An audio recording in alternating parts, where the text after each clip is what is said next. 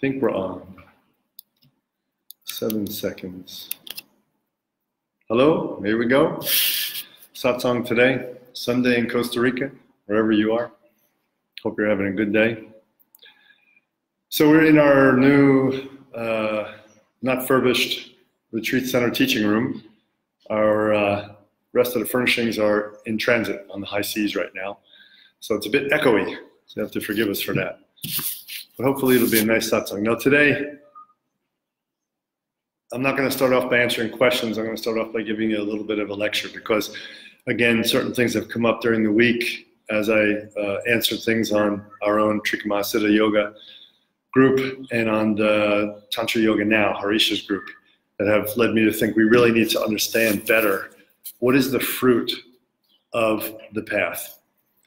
Every path has fruit, right? Has a result. So in our terminology, we have view or darshana, we have method, upaya, sadhana, we have fruit, phala, attainment, siddhi, those three. View, method, and fruit. Darshana, upaya, sadhana, phala, siddhi. So the way the view works is if we really understand our system that we're working within, its overarching cosmology, ontology, soteriology, all these ologies, right? We really understand the system. Then we understand what we're trying to do with our practices, our method, our upaya, our sadhana, because the whole understanding of practice is that it is supposed to be how you express the fruit of your path, the view, right? So the practices are expressing the view, that expression is the fruit. Fundamentally, this is extremely important because there has been a lot of confusion as yoga/tantra made it from India over to the West in the last 100 years. These teachings were not well done, to be quite honest, by all the lineage holders that came over and non-lineage holders. And what I mean by that is the view wasn't laid out very clearly. And people didn't even know that the sadhanas that they're doing, that the upayas, the practices they're doing, were supposed to give them expression of that view, right? Also, there was not a systematic method, right? So people just learned all these great techniques in one big catch-all bag, but didn't know how to put it together, where it fit, with what stage they're in, or when they should do it, for how long, you know, should I cycle back to it, or once I do it, is it done forever? This is all within view teachings, right? To understand this. Now, on the other end of that, what was missing as well, I think, is a really deep understanding of the fruit. And this can be extremely problematic for us, because if we don't know where we're going, how will we ever get there? It's quite a simple thing. If we don't know where we're going, how will we ever get there? So we need good view, good method, good fruit. And when the fruit is talked about in the past 100 years, especially from the Indian lineages, not so much Tibetans. Tibetans are very good at nailing this stuff down. Some modern lamas are psychologizing it for Westerners, and it's getting a bit wishy-washy and becomes more of like a touchy-feely thing instead of a real teaching, but most are still staying with it. Now, okay, so when we talk about fruit, we can't be waffly about it. We can't be lovey-lighty about it. As soon as we start talking about non-duality, NDT, non-dual tantra, or Dzogchen, or Wu-Wei Taoism, any of these like great non-dual traditions that have meditation and yoga and philosophy, the modern way to think about them is in very broad strokes. I call lovey-lighty, you know. We're all one, it's all wonderful, it's all lovey-lighty, and everything else that's not pure goodness feeling is bad. And this is not a very good understanding of non-duality or reality. So let's take a look at today. Specifically, we're going to look at the fruit of the Trika Mahasiddha Yoga path, and not be comprehensive, but do try to touch a bunch of areas, okay? That's what we're going to do. And then after that's done, if you would all like to start to write questions, you can write some questions. Now, I should have started with some announcements. I'll do them at the end again, but I'll do them really quick now. The important one was, oh yeah, my phone. It's been cute to check the phone.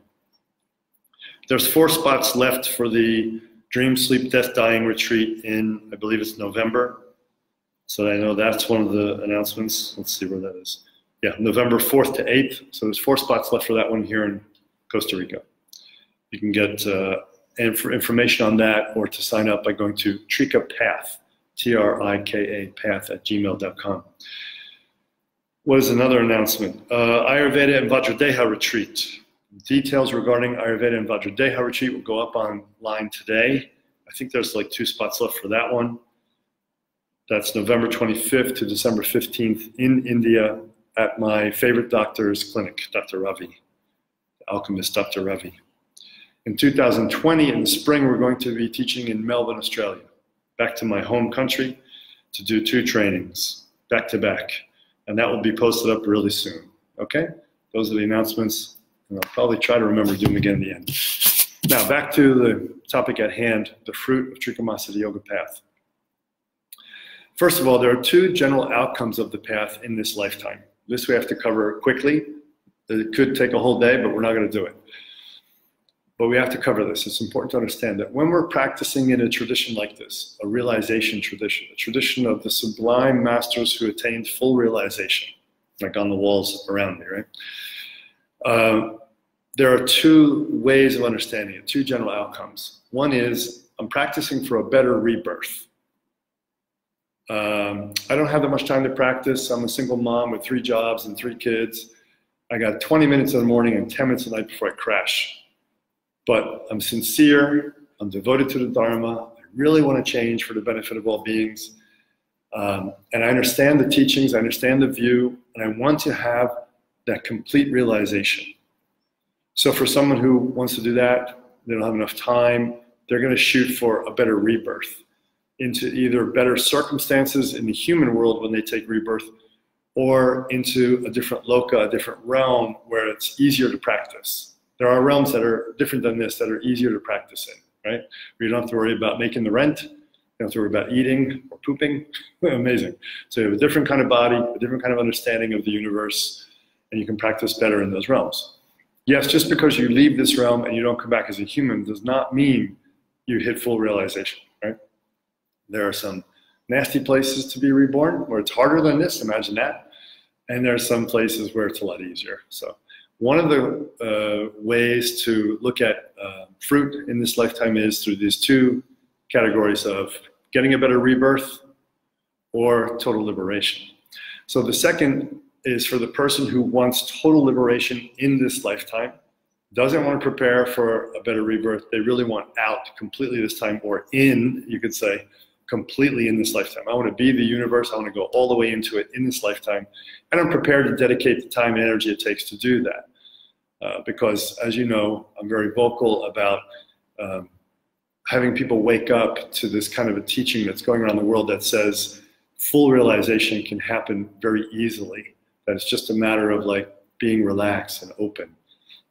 Not really, absolutely not. It's kind of very misleading, actually. Very God realmy, new agey, and not good for the Dharma and for people that want to practice it. Very disappointing.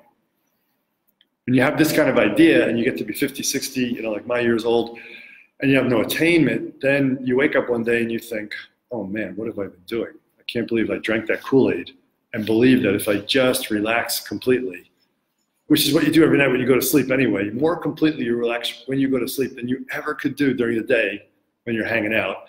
And that never got you realized. So why do you think this is really going to get you realized?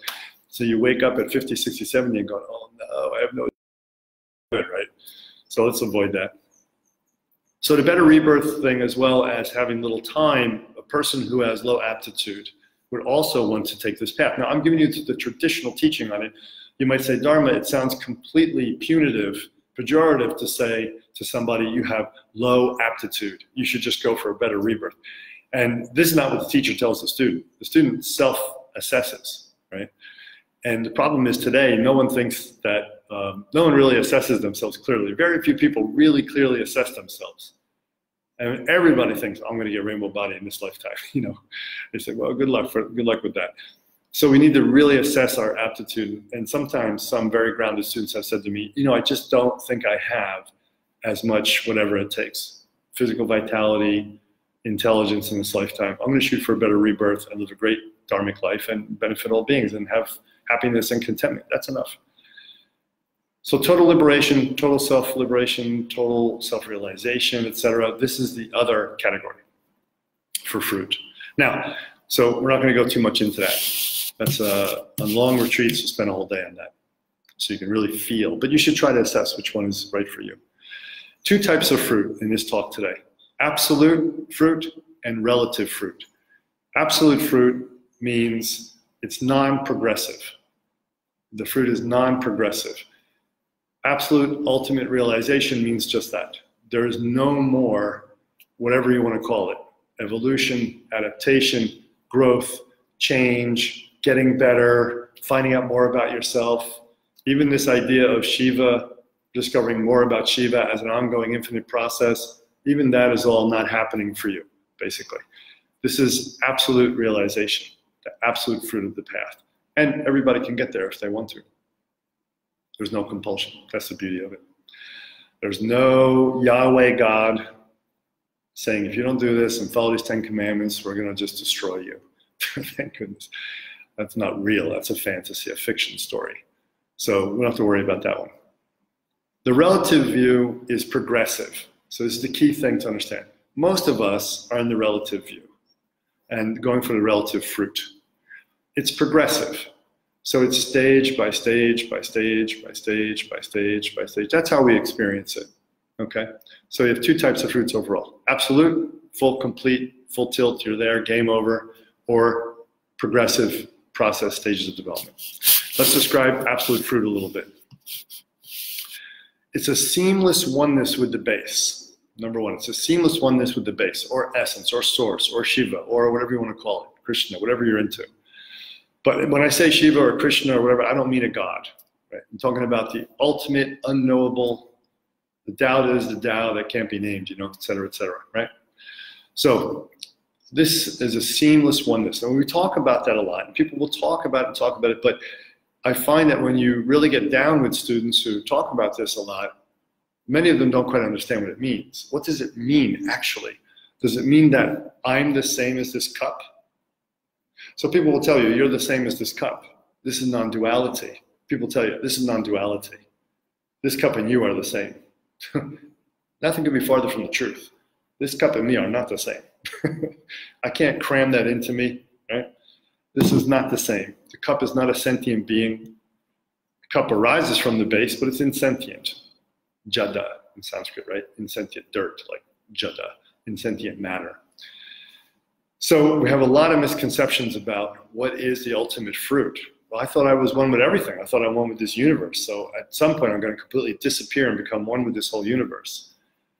Not in the Trika Mahasiddha yoga view, not in the experience of their Mahasiddha masters who gave us this view. And we'll talk about why. Okay. So the idea of seamless oneness is correct, but we'll go into that a little bit more. It's not dual, right? First of all, there's no soul and there's no God. There is no you ultimately separate from other beings, but that does not mean that you are the same as other beings. That's quite obvious alone. Our minds are different. The way the minds function are the same. Content is different, right? Expression is different. If we were all one, pure oneness, if everybody was all one, pure one, like it's so popular to say now in modern yoga, tantra, Shaivism, you guys, be really clear about this. This is big. Then when I get enlightened, everybody gets enlightened, right? If I'm you and you're me and this is the whole groovy hippie party that we're having here, the Rainbow Tribe says it all the time, yeah? Bullshit, because if I got enlightened, you'd all be enlightened. That'd be awesome. That's what we're living for, to all get enlightened, to help each other. It doesn't happen. So we have a lot of Mahasiddhas who are incredibly realized and Buddhas. They can help us get enlightened. We're not the same. We're not the same being. We all have the same base. This is the fundamental difference. We all have the same base. We all have the same essence nature. It is not the same essence nature in the sense that my expression of it is the same as yours. And when we all die, we don't go back to some milky soup where we have no consciousness. because that would be like being dead, like forever, you know, unconscious asleep. That's not realization. That's not awareness either. All right. If I went back to the oneness that everybody tells me I am, with absolutely no distinctions, I would be, that doesn't sound like anything. Sounds like a normal human being is more conscious than that. So that's not it either. So these are very important distinctions on the view. I take my glasses off so I can see people in the room when I don't talk to them. And you, of course, my lovely audience out there. Okay, so there's no dual reality that there's a soul and there's God. And there's no dual reality that you're all completely different and separate, right? But you're not all one homogeneous mass either. Okay, that's important. Absolute fruit also is that there is no bhakti as the ultimate path either. When we talk about absolute fruit, the idea of bhakti of devotion really needs an object. And I know you're going to call me to task on this, that bhakti yoga has been well laid out by the great masters who follow it and teach it, that eventually it's pure, non-dual, you know. And that's fine. If it gets to that place, that's great. Then there really isn't the sense of you needing to devote to some divinity on the outside, some guru on the outside. You've made it. You've used the divinities, the gods and goddesses, the dakinis, the great masters. You've used the gurus, and you've gotten to that experience of seamless oneness, that your source is the same source as everybody else's source. So, but some people are confused and thinking that absolute fruit can be attained by bhakti. But it's very, very difficult, and I believe it's kind of dangerous because you're always working with an object outside yourself, right? And I know all the examples from India because I was trained in all that, where Hanuman's ripping his chest open when they say, oh, you're just a bhakti, you're still dualistic. And he says, no, no, no, and he rips his chest open, blood hanging down everywhere, tissue, whatever. And there's Sita and Rama in his heart. And, you know, beautifully, he goes, no, I'm always one with them, you know. But if you really think about that, it's like you still got little images that you're one with, you know what I mean? So it's a way to get caught. So we want to get rid of that idea of emphasizing bhakti, bhakti, bhakti. Bhakti is real, and it's important, and it's the major flavor of stage 6 in our 12-stage view. The major flavor of stage 6. We must be devoted, for sure, but devoted to what? In stages 1 through 5, we should be devoted to something outside of ourselves.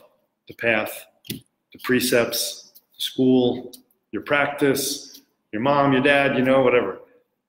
A god or goddess, if that's what you need. And then after that, you have to shift.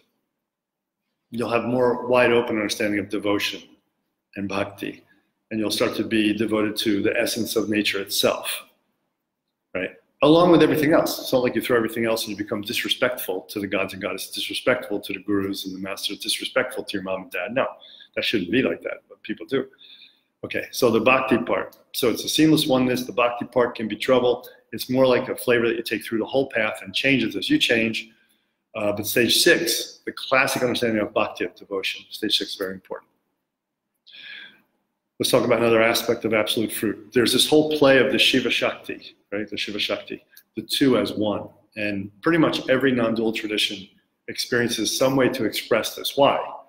Because in the fruit of our experience of the absolute, we actually do experience two things that come forward.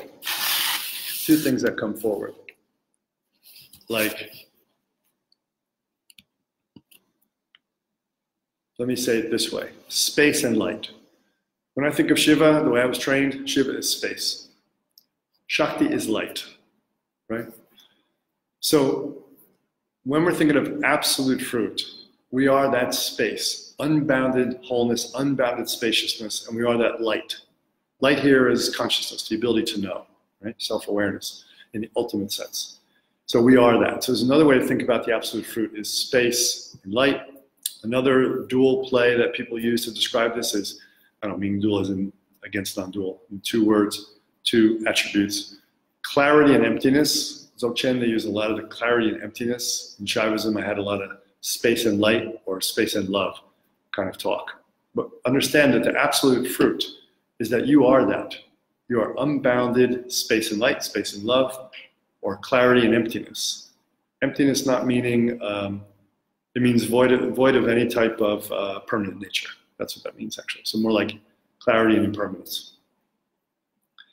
And empty of substantial experience. Like this idea that we're physical is a little bit of a delusion that we're having, right? It's a mass delusion, so we share it. We can work with it. It's beautiful in a lot of ways, it is. But it's not the ultimate understanding. Okay. Ultimate freedom and love, this is another way to look at it. You have ultimate freedom, svatantriya, it's called in Shaivism, right?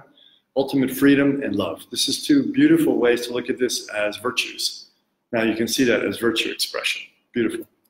Also, then, ultimate intimacy is another way to understand this, where there's complete intimacy between you and every single thing in this universe, every energy process, every possibility.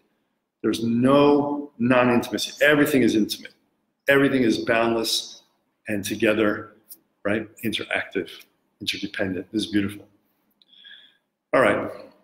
Absolute fruit can also be described as the end of samsara, obviously. I mean, this is what we're trying to do, right? We all suffer. We're all attached. We all have ego. We all have ahankara. And everybody's setting all your little hearts now. I'm starting to learn about what this means. That means you like this, right? Yeah. Of course, we want to stop suffering. It's the end of samsara. But let me take it one step further for you today, which is also the end of nirvana. What? Yes, it's also the end of samsara and nirvana, where you make a distinction between both. What do you mean, Dharma? On the progressive path, we're going to start with the experience of samsara. We're going to crack open that limitation, and it's going to turn to nirvana, the beautiful opening of a flower, right?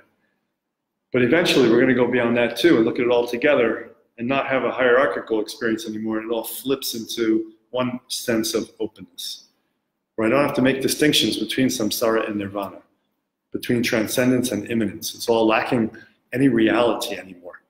And that's what we really want to understand too. So you go beyond samsara, yes, you don't suffer anymore for sure, but you go beyond nirvana as well. So ultimate fruit is beyond nirvana and samsara both, okay? And it may be a new concept for you. Maybe you never heard that before. That's okay. It's new.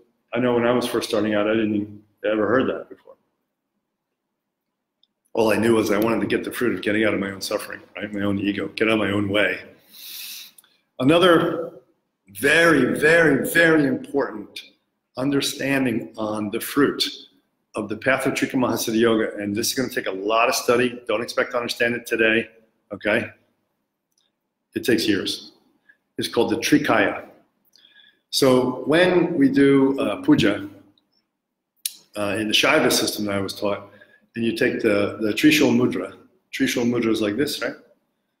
You have three possibilities of expression of the pure essence of Shakti Shiva. You have the Para Shakti or Para Shiva, depending which one you want to put up there, it doesn't matter. Then you have the other one as the Para Shakti or Shiva, depending which one's in the first. And you have the Jivatma Shakti, the individual, or Nara Shakti, human. So Nara is human, or Jivatma Shakti means that individual expression, or Kshetranya. The Kshetranya, the Shiva, and the Shakti. These are the three expressions of pure essence source, not in this universe, beyond universes. No matter what universe, no matter what realm, arises from base essence, because they all do, all the universes, all the parallel universes we're all in right now, are all coming out of that and folding in over and over again, okay? In that expression, everything that expresses has the potentiality of expressing as Trikaya, three bodies. Right now, you, me, listening to this, we're experiencing a lot right now, the Jivatma Shakti, right? This individual self. Our minds, if we're good practitioners, are placed in where? The base. We want to try to always have our mind relaxing into the base. Experiencing ourself and everything that arises without resistance. And then working with everything as an experience of the base. That's the fruit. So I think I have my guru's Trishul that he gave me right here. So this little Trishul, this is that symbol we were talking about, right? And you've seen this as a symbol of Shaivism. It's of course used in Bun, used in Bajrang as well. A lot of old Mahasiddhas who are identified with Buddhism or Bun actually carried this thing. So it seems to be a symbol that's older than the fight between the religions about who's better. And it's because precisely, and you can see a big knob right here that's worshipped in the practice of it if I turn it sideways. This was my guru's Trishu that he used to invoke Shiva with in Trambakeshwar cremation ground to get his instructions. He got his instructions from his guru, which was Shiva. Not bad. So the middle one of the bodies, usually it's called Shiva, Shakti, Jivatma Shakti, right? The individual, the pure energy of light, the light of consciousness, the pure spaciousness. These three are actually, we call them bodies or kaya, right? And Vajrayana and Dzogchen are very big on this. And Shaivism is too, but you just don't see it emphasized that much today as a teaching, but it should be, it really should be. It's a very important part of the view and the result. We have to know in our fruit of our practice, which one are we generating while we're practicing now? What are we trying to generate? It's okay to hold the view of the ultimate, but usually we can't generate the ultimate, right? You'll generate or make the ultimate, it just is. So you have to be working with this or this. You have to kind of know what you're doing, right? In this way. Now, the bulb here signifies that when all three are working together seamlessly, representing the three bindus, by the way. I've seen some teaching on internet sites recently on Shaivism and stuff by mostly scholars who talk about bindus. That is not the oral tradition, the oral practice tradition's understanding of what bindus are, okay? There's two understandings of bindus. One of them is small accumulations, condensations of vitality and consciousness that show up in the body that we circulate through our channels doing alchemy. Okay, alchemy practice, part of the fire path. The other one represents something else, something complete. It actually represents these three in our own personal experience. And that's a very deep set of teachings. And as you know, if you've been asking me about it on the internet, I say, no, sorry, don't do that on the internet. So we're not going to do that now either. But the Trika is very important to understand that when you have the fruit of your practice, the fruit of realization comes as an absolute realization, stage 10 and up. You're going to experience each one of these three simultaneously, seamlessly, as one, effortlessly, without any contrivance. Pure Icha Jnana Kriya. It'll flow out just like that, from will to ideation to action, right? And you'll still be the source at the same time, the whole base. That's represented by the knob in the center, that all of them fold into the base and arise from the base continually, okay? So I'll just Trishul back. Okay, this is important to Trikaya. So Trikaya fully expressing. Why is this important? Because we're not transcendentalists. As I said before, it's not milky white, you don't disappear. You're not the same as everybody else, you have the same essence as everybody else. You're obviously not the same as everything, because when a bus hits you, you know that, right? So let's try to understand that Trikaya expressing, that covers the universe in the first two, right? But then when you're the individual, you're still like an individual. Now, here's where it gets confusing. People say, how can I be a Jivatma Shakti, an individual? Because individuality is supposed to be the big samsara block. Well, when individual, an apparent, let's say, when a parent individual, when an apparent or seeming individual experience is expressed from the base as a human, when Trikaya are functioning perfectly, that means you're at stage 10, 11, or 12. Right? You're a Mahasiddha, immortal at 10. You're an immortal in-breath at 11, immortal exhalation at 12. That being has spontaneously emanated individuality, right? At that point. So it's not like you have individual preferences. It's different than that. But it's not that you're a Milky White soup. So just chew on that one until we see each other live in training again. And when you're here, we can talk about it deeper in class, okay? So we're not transcendentalists because the Trikaya do actually show up as physicality. Mahasiddhas do have a body. Yes, that body's different than ours. They can walk through walls, but you can touch them and it can be real. You can hug them, you know, they're real that way, and they're not as well. They're both. It's a big transition, stage 10. It's like invoking all three bodies at once at stage 10 while you're still very much rooted in the physical world in the sense you just left the physical world. These other two are kind of new for you, you know, when you're a Mahasiddha stage 10. So you're kind of hanging out a bit in this other kind of body, you can say, immortal body, Vajradeha. That's what we're going to teach in India, the understanding the theory behind the Vajradeha and how it works with Ayurveda, as well as your practices in alchemy. in November. So we're not transcendentalists. As Trika Mahasiddha Yoga people, we are fully immanent. But we're not immanent in the sense of what classic paganism says, where this is all there is, right? No, not that either. That's a materialist view. We don't have that either. So again, in the absolute, you're going to be full transcendentalist while you're full immanent as well. You're going to be both and beyond both, just like samsara and nirvana. Then, last one I wanted to cover on this, and you could be going on for days and days, we're going to do it kind of short, absolute fruit, is Devata Siddhis. Devata Siddhis happen a lot when you're in this higher stage of absolute fruit, stage 10, 11, and 12. Meaning, the universe, if you are truly a universe, which is like what it says in Shiva Sutras and Virupaksha's text as well, and so forth, in the oral teachings I received, it says, if you're really Shiva, if you're really Rigpa, nature of mind, ultimate essence, Puntung Zangbo, Dharmakaya, whatever you want to call it, Samantabhadra, then you're going to have those experiences that go with that, kaya. You're going to have that experience, which means unlimited power, unlimited knowledge, unlimited freedom, like the 5 kanchukas, right? Pancha kanchukas. They're going to be gone. So that means that you have these unlimited powers. So as a stage 10 being, you could be like Babaji, the great Babaji, the yogi who preserves himself at a certain stage 10 and hangs around helping beings. Now, he has unlimited power. Not unlimited power in the sense that he can make everybody enlightened. That's not the unlimited power we're talking about. That would be great. We all want that. But that's not quite right. When you become a really realized being of the Trikaya and you go beyond stage 10 and you're 11, 12, especially 12, a rainbow body, which we'll get to, then you have the ability to serve entire universes as a Buddha, basically. They will recognize you as a Buddha. And you will be able to help beings get liberated. But see, we all have this little free choice within us, so we can't make everybody liberated, right? So that doesn't happen. That right away shows you that we don't become one milky soup, right? You retain your freedom, thank goodness. So giving away your freedom is like one of the worst things you can do spiritually, isn't it? So Devata Siddhis are magic powers or natural powers for someone who's in stage 10, 11, 12 that we hear about all the time. Siddhis can do magic things, can walk on water, can create objects in their hand, can levitate, can fly, go to other universes, recreate themselves. My guru used to teach in one place and he would teach in another place at the same time, 2 separate bodies. It's a pretty far out trick. But Devata Siddhis happen because there is no reification of a separate self.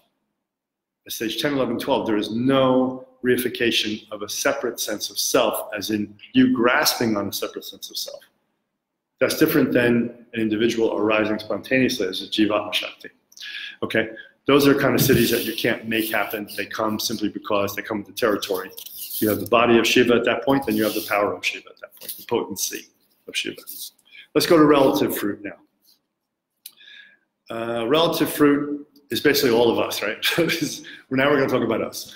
But it's really important to embrace that absolute fruit and to study it. I believe you should study it every week, regularly. If not for half hour a day when you study your sacred text, or you should really do some study on that Trikaya until it starts to become something you can almost taste, because it helps pull you to the fruit.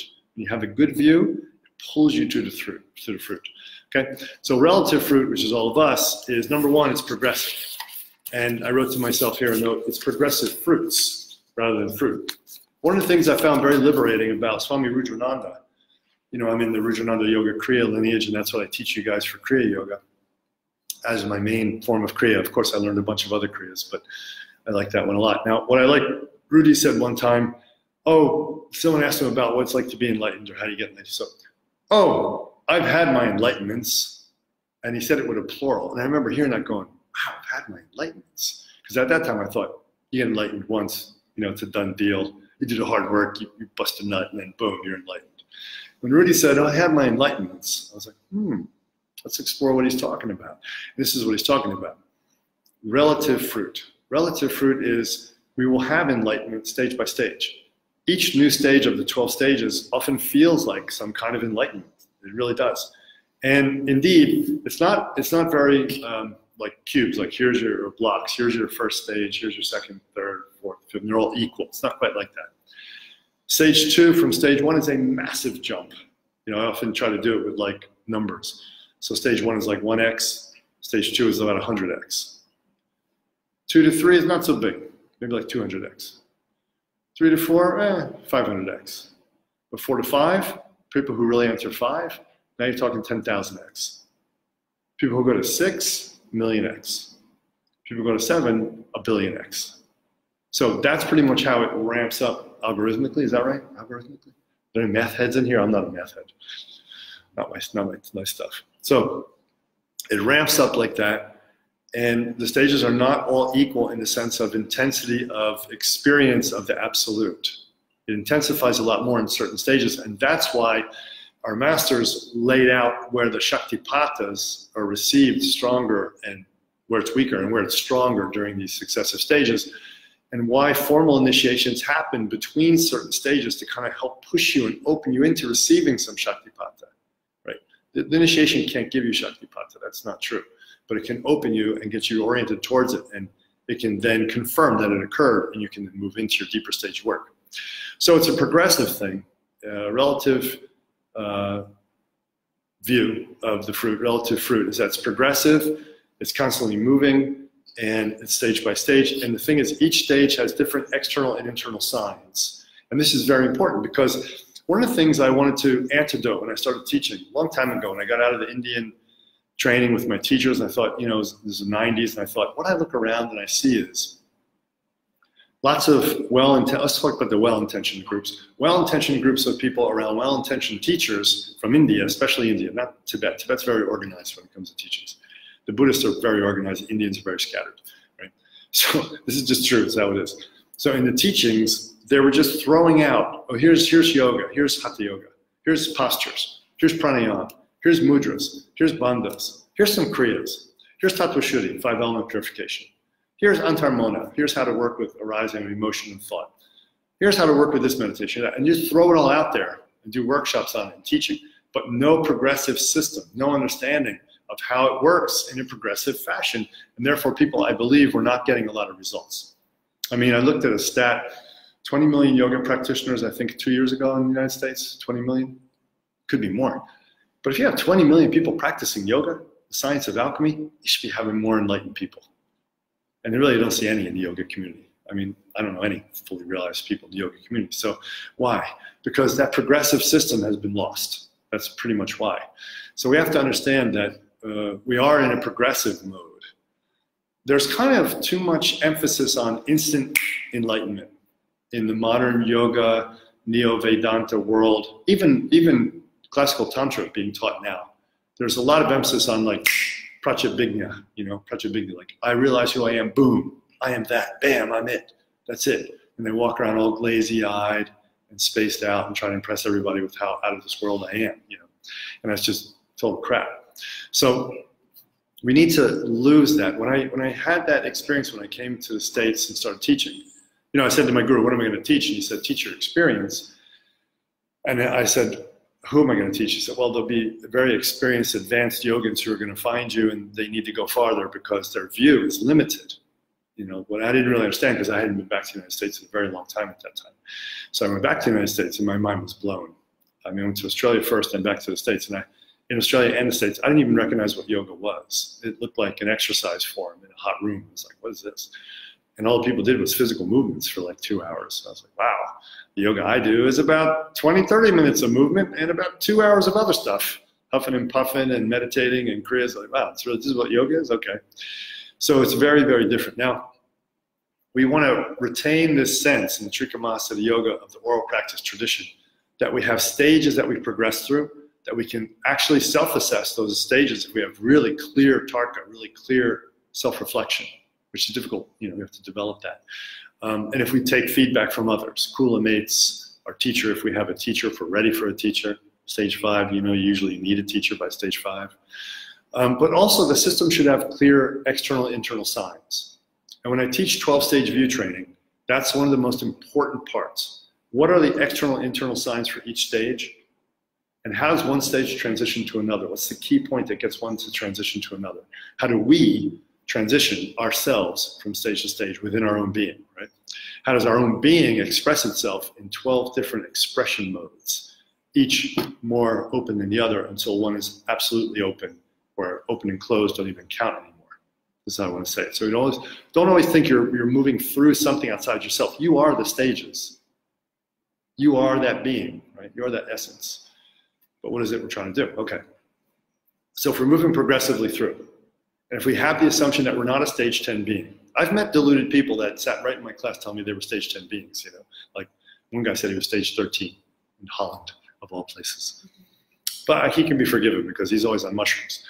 So it's true, you know. Okay, I'm stage 13. Okay, good for you. And then how come you're having arguments with your wife? That's kind of weird. So that doesn't happen in stage 12. So we want to know the internal and external signs. If you come to a longer training on 12-stage view, that's actually what you're going to get. The foundation training, we give an overview of 12-stage view. But I think each year I'll hold one retreat each year here in Costa Rica. And we'll get a venue that's quite large so we can hold 50 or 100 people. And we'll do one 12-stage view training a year. It's good to receive that a minimum of 3 times because it really is different because you're different every time you go through it, you know. And by the time you hit stage 7 or 8, you'll have all the rest. All the rest will make sense. And each thing will reveal itself as you go. It's only when you're in stages like 1 through 6, maybe 7, where it really is helpful to receive it 3 times minimum to keep you understanding and refreshing as you move through the stages. And in that, we'll look at all those signs. Anyway, we'll go through that a little bit. I might as well do it now, run it now. So one of the signs, just very simple. I'm not going to go in detail. Stage 1, the most important sign in stage 1, let's say. You are world weary. Vishaya Anuraga in Sanskrit, we call stage 1. Vishaya Anuraga means I've become so not enamored anymore with this stuff, with myself. Look at the trouble I get myself in with all these desires I have, you know, attachments, or with my dissociation. What's the opposite of attachment? Dissociation. A subtle aversion that looks lovey-lighty, but you're really dissociating. You're not showing up, not fully engaged, right?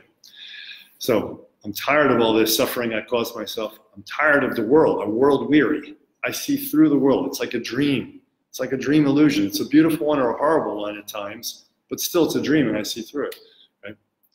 So part of these signs is in the first stage is you just get world weary. You're kind of done with it. In Taoism, they used to call it tired of the red dirt of the red road, or tired of the dirt of the red road, something like that. Must be some place where they had a lot of lateritic soil with iron in it. All this red dust was there, and you're tired of walking on it and getting dust and inhaling it and getting all dirty. That's how they described it. So basically, the first stage, the main sign is that hedonism is recognized as non-satisfactory, and you leave it. Now, if you can recognize that the spiritual stuff you were doing at stage 1 is also BS and didn't satisfy, that's really good, because what happens is a lot of times people feel they have an awakening. Another huge topic on the internet right now, awakenings. Can you guys not worry about awakenings? Please, my students, stop worrying about awakenings. Don't even think about awakenings. Forget about awakenings. It's a progressive path. It's fine. All that stuff you're reading about in awakenings and people trying to define and assess their awakening, what level they're awakening to, it's really like terrible. It's going to be confusing for everybody. It's not necessary whatsoever. That's the main point. So where was I going? Do you guys remember? Stage 2? You were doing the stages. Yes. Yeah, but there was something in 1 I was trying to cover. Oh, the spiritual aspect. So we can have what's called spiritual materialism. We can, which Chogyam Trungpa termed this beautiful word, phrase, spiritual materialism. We can do spirituality in a hedonistic fashion. We can think we're awake. That's why I've said awakening. Don't worry about awakenings. We can think we're awake. Read the stuff on the internet, and I go to people's lectures now and then, or watch one on the video for a minute on Facebook, and I see, really, we're talking about awareness and being so awake, but there's so much self-indulgence in this spirituality that obviously, how awake could you be? How aware could you be? If you just use spirituality, spiritual development, spiritual process as another form of ego identification, gratification of your hedonism, basically, then it's really haven't left stage 1 still. So stage 1 is really popular now to look spiritual. It wasn't like that in the past. We have a new problem in our modern era now since like what, 1980, since the New Age hit, pretty much, since the New Age hit. It's like spirituality is the new way to keep yourself in stage 1 and think and like you're spiritual. Okay? There's a lot of grabbing onto experiences. That's one of the hallmarks. Really grabbing onto experiences, making great meaning out of it, which makes you a great spiritual being in your mind, right? So let go of that, and you're doing great. You're going to get out of stage 1. Stage 2, main sign, is that you're disciplined and focused on awareness, and you've eaten bitter, as my Chinese teachers used to say. Chiku, you know, eaten bitter. You've said, yeah, okay, I've been acting like a bit of a horse's ass. So I'm going to check that out. I'm going to wake up, and I'm going to go, okay. So I'm going to be disciplined. I'm going to start to look at how I'm producing negative karma for myself and start to let that go. That's really important. Or apply strong character change to change it if I can't just let it go. Because a lot of old programming in the amygdala, you know, primal brain, it's conditioned and you can't let things go so easily. Okay, so really we have a lot about focused awareness, discipline, and character change happening in stage 2. And you'll see that's the focus of a lot of stage 2 religions like Christianity, at least the form we know of now, not the Gnostic gospel Christianity, but the basic forms of Christianity out there now everybody goes to church for. Judaism, Islam, you know, lots of different things where you just comply to rules and try to work on your character and become a better person. All good stuff, all stage 2. Okay, that's a good sign. If you have those signs in stage 2, you're doing well. Stage 3 is when you move into the sign of self-acceptance, right? Now, I have a big caveat here. You did the hard discipline stuff of 2, and now you're accepting yourself. But let's make a really strong cautionary tale. Modern people today in the spiritual world tend to put stage 3 before stage 2. Cart before the horse, right? It doesn't work. Means as soon as you get into spiritual work, you haven't even assessed your ego fixations. You haven't gone deep into like Enneagram work or really looking at your limitations through Vedic astrology or anything like that, having a teacher point out stuff, a therapist, whatever, friends. And you go, wow, I'm just all that is all, and I totally self-accept, and it's all wonderful. And trying to be stage 3, before you've really woken up from stage 1, before you've done the hard work of stage 2 with a good psychotherapist like Susie Darren, or a good teacher who can really point stuff out, is not going to work, okay? So if you're in a place where you go, well, I really self-accept, and I really feel like I healed all my wounds, and I did all that kind of stuff. Not healing it, but like I just accepted it. I didn't do any hard work of healing it. I didn't do the therapy, I didn't do whatever. I took some ayahuasca and it all went away. You know, the magic healing, which everybody's looking for, which doesn't really work. It's not really good. Then you know, okay, I didn't really hit stage 3. It's not a real 3. Stage 3 is grounded upon the true self-analysis, true self-reflection of Tarka, of stage 2. And stage 2 can be quite a long stage, you know, moralism, trying to do good, trying to be good. It's hard just to be good. You know, we have tons and tons of lifetimes of conditioning to want to rip other people off, to want to not be compassionate, to want to not do the best for everybody at all times. Is this the best? When I assess my actions in each moment, will this be the best for all sentient beings forever? You know, that's the kind of criteria that we need to put on our actions. If we have that kind of discipline, that kind of awareness we're applying, then we're going to be doing well at stage 2 and probably move into stage 3. Anyway, I can't do all the 12 stages. It was just to give you an idea that each stage has clear external and internal signs.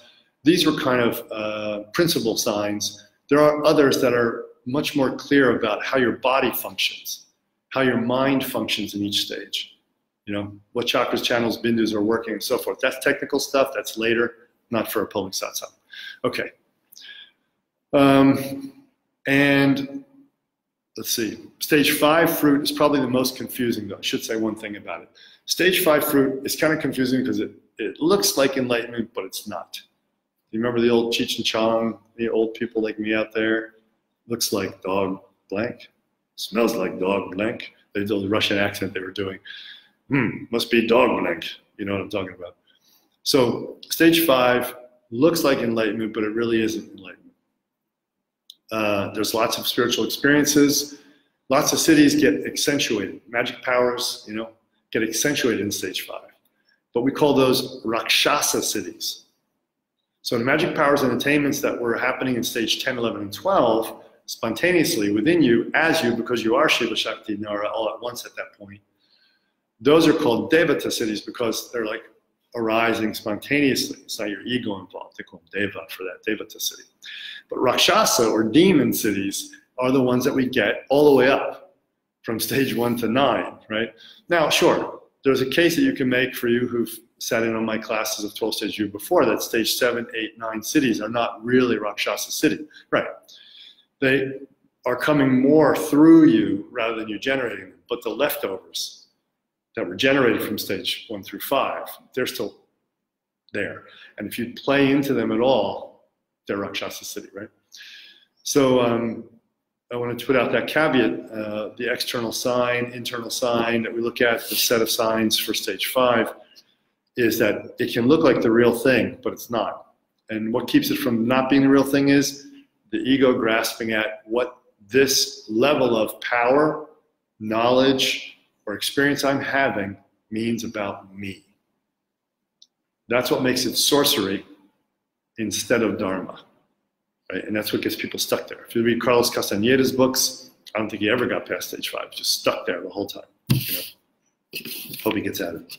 So those are good examples. There's a lot of people that are teachers and running schools in stage 5. And a lot of people love that stuff. They love to see cities like magical displays and so on. And you know, it just doesn't work.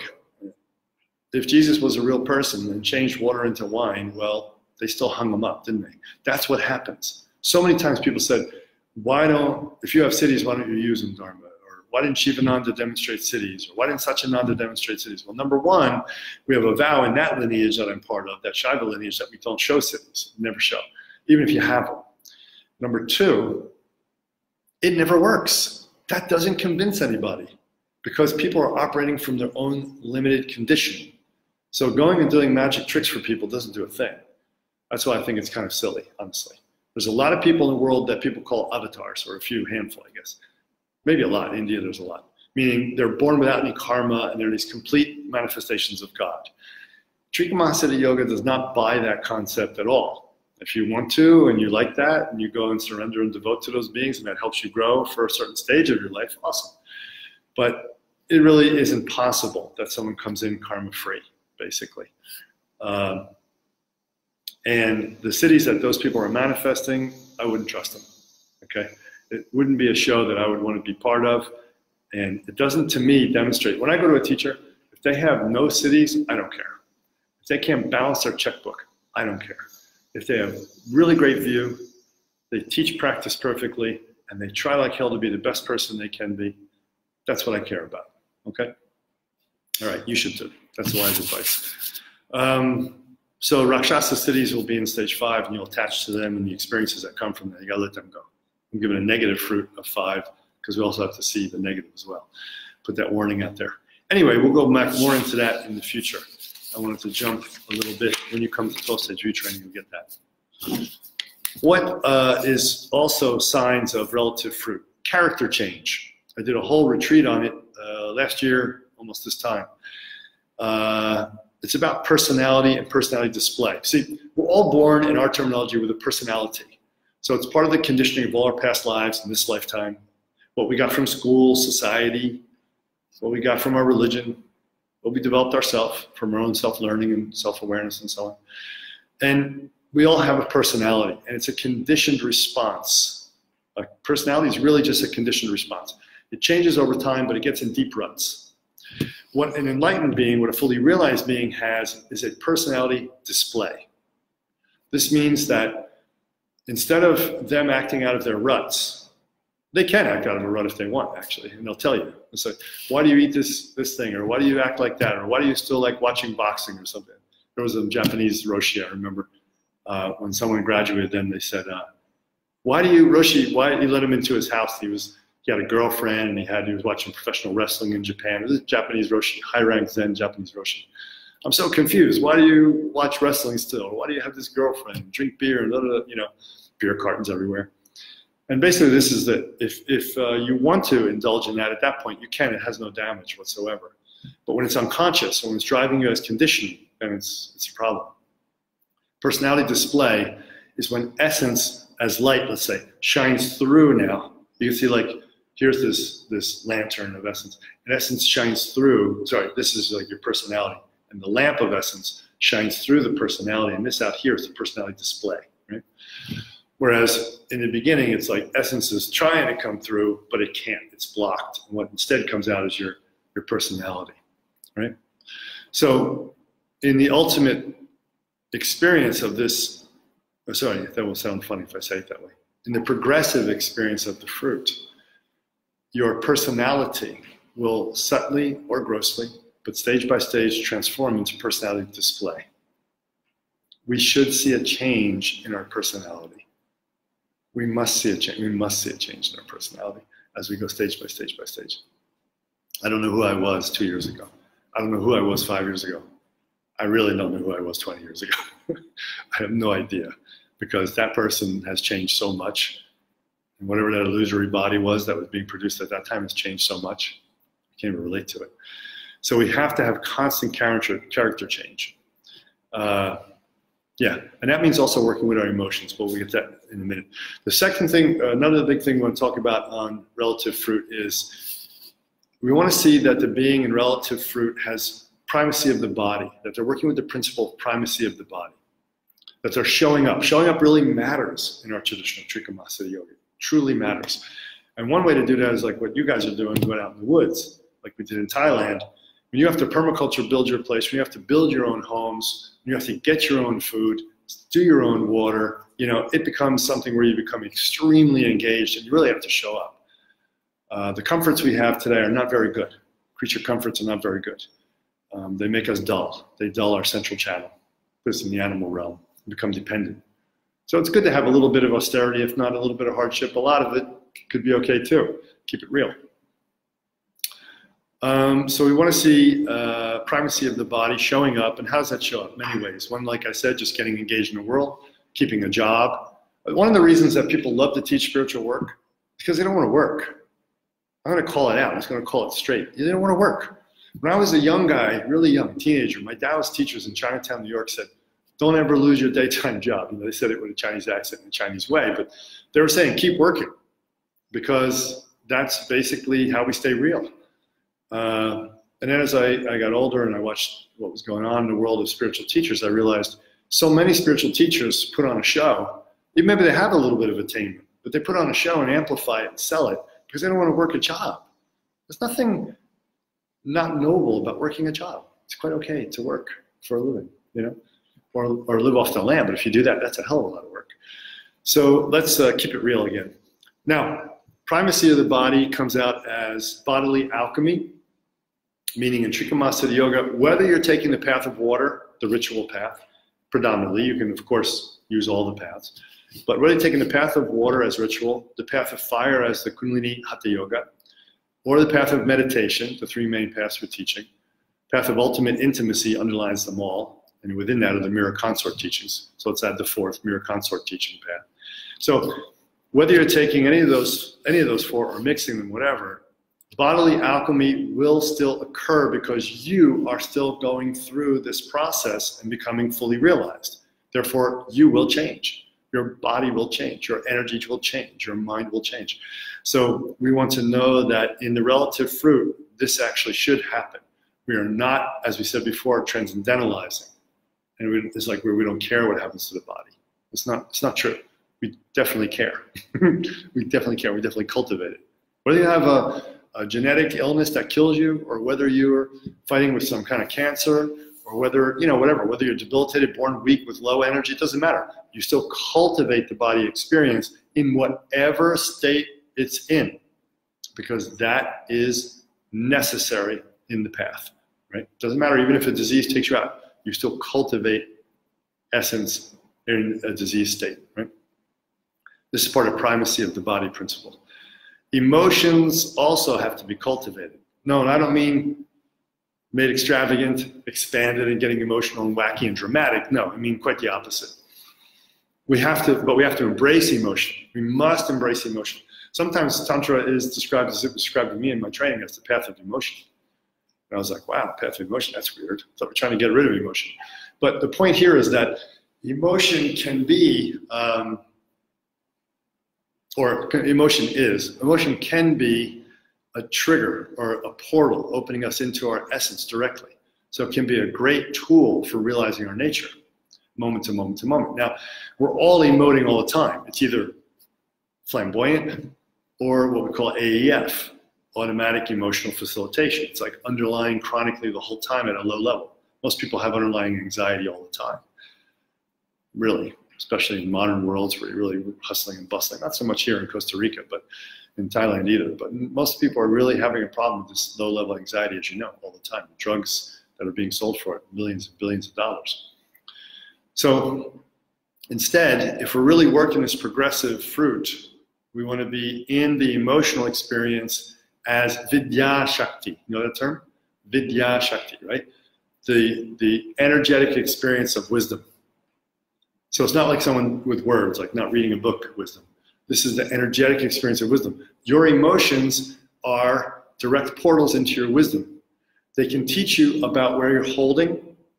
They can teach you also about the beauty of life. And they can teach you how to go beyond both into pure essence experience. They really can. Emotions can do that for us. So that's an important aspect of primacy of the body, which is an important aspect of the progressive fruit that you should be experiencing. The emotions stay important to us in the fruit. If you hear someone saying, you know, I don't emote, I've gone to a place where I don't have emotion anymore, run like hell, right? That person's not human anymore. But of course, emotions are parashakti veiled. So what we want to understand, we need to understand them as two things mostly. Vidya Shakti, that there's some awakening power or insight. Let's not call it awakening, let's call it insight power. That's a good way to put it for Vidya Shakti. Insight power, that the emotions can clue you into something about yourself, right? Like, I remember reading Chogyam Trungpa's story about how he fell in love with some woman, a student, I think, and he was like stalking her. Basically, he was like drive the car in front of her house and sit there out in front. You know the story? He'd sit there out in front of the house because she didn't want him. She was married to somebody else. She didn't want him anymore. I think they were lovers. They broke up, and then she didn't want him anymore. She stayed with her husband, and he was bereft. You know, he was like ripped apart. He was writing love letters and he was crying in his car. You know, and people to this day say, "God, what is that? Was that guy really enlightened or not? You know, who knows? He was a great mystery himself." But when you look at that kind of thing, let's wonder. Did he use the Vidya Shakti? Did he get the insight energy from that and go, wow, I wonder if I'm literally like attached. I wonder if I got something going on there in the place where I feel codependent, where I should be satisfying this for myself, but I'm so crazy about this woman, you know.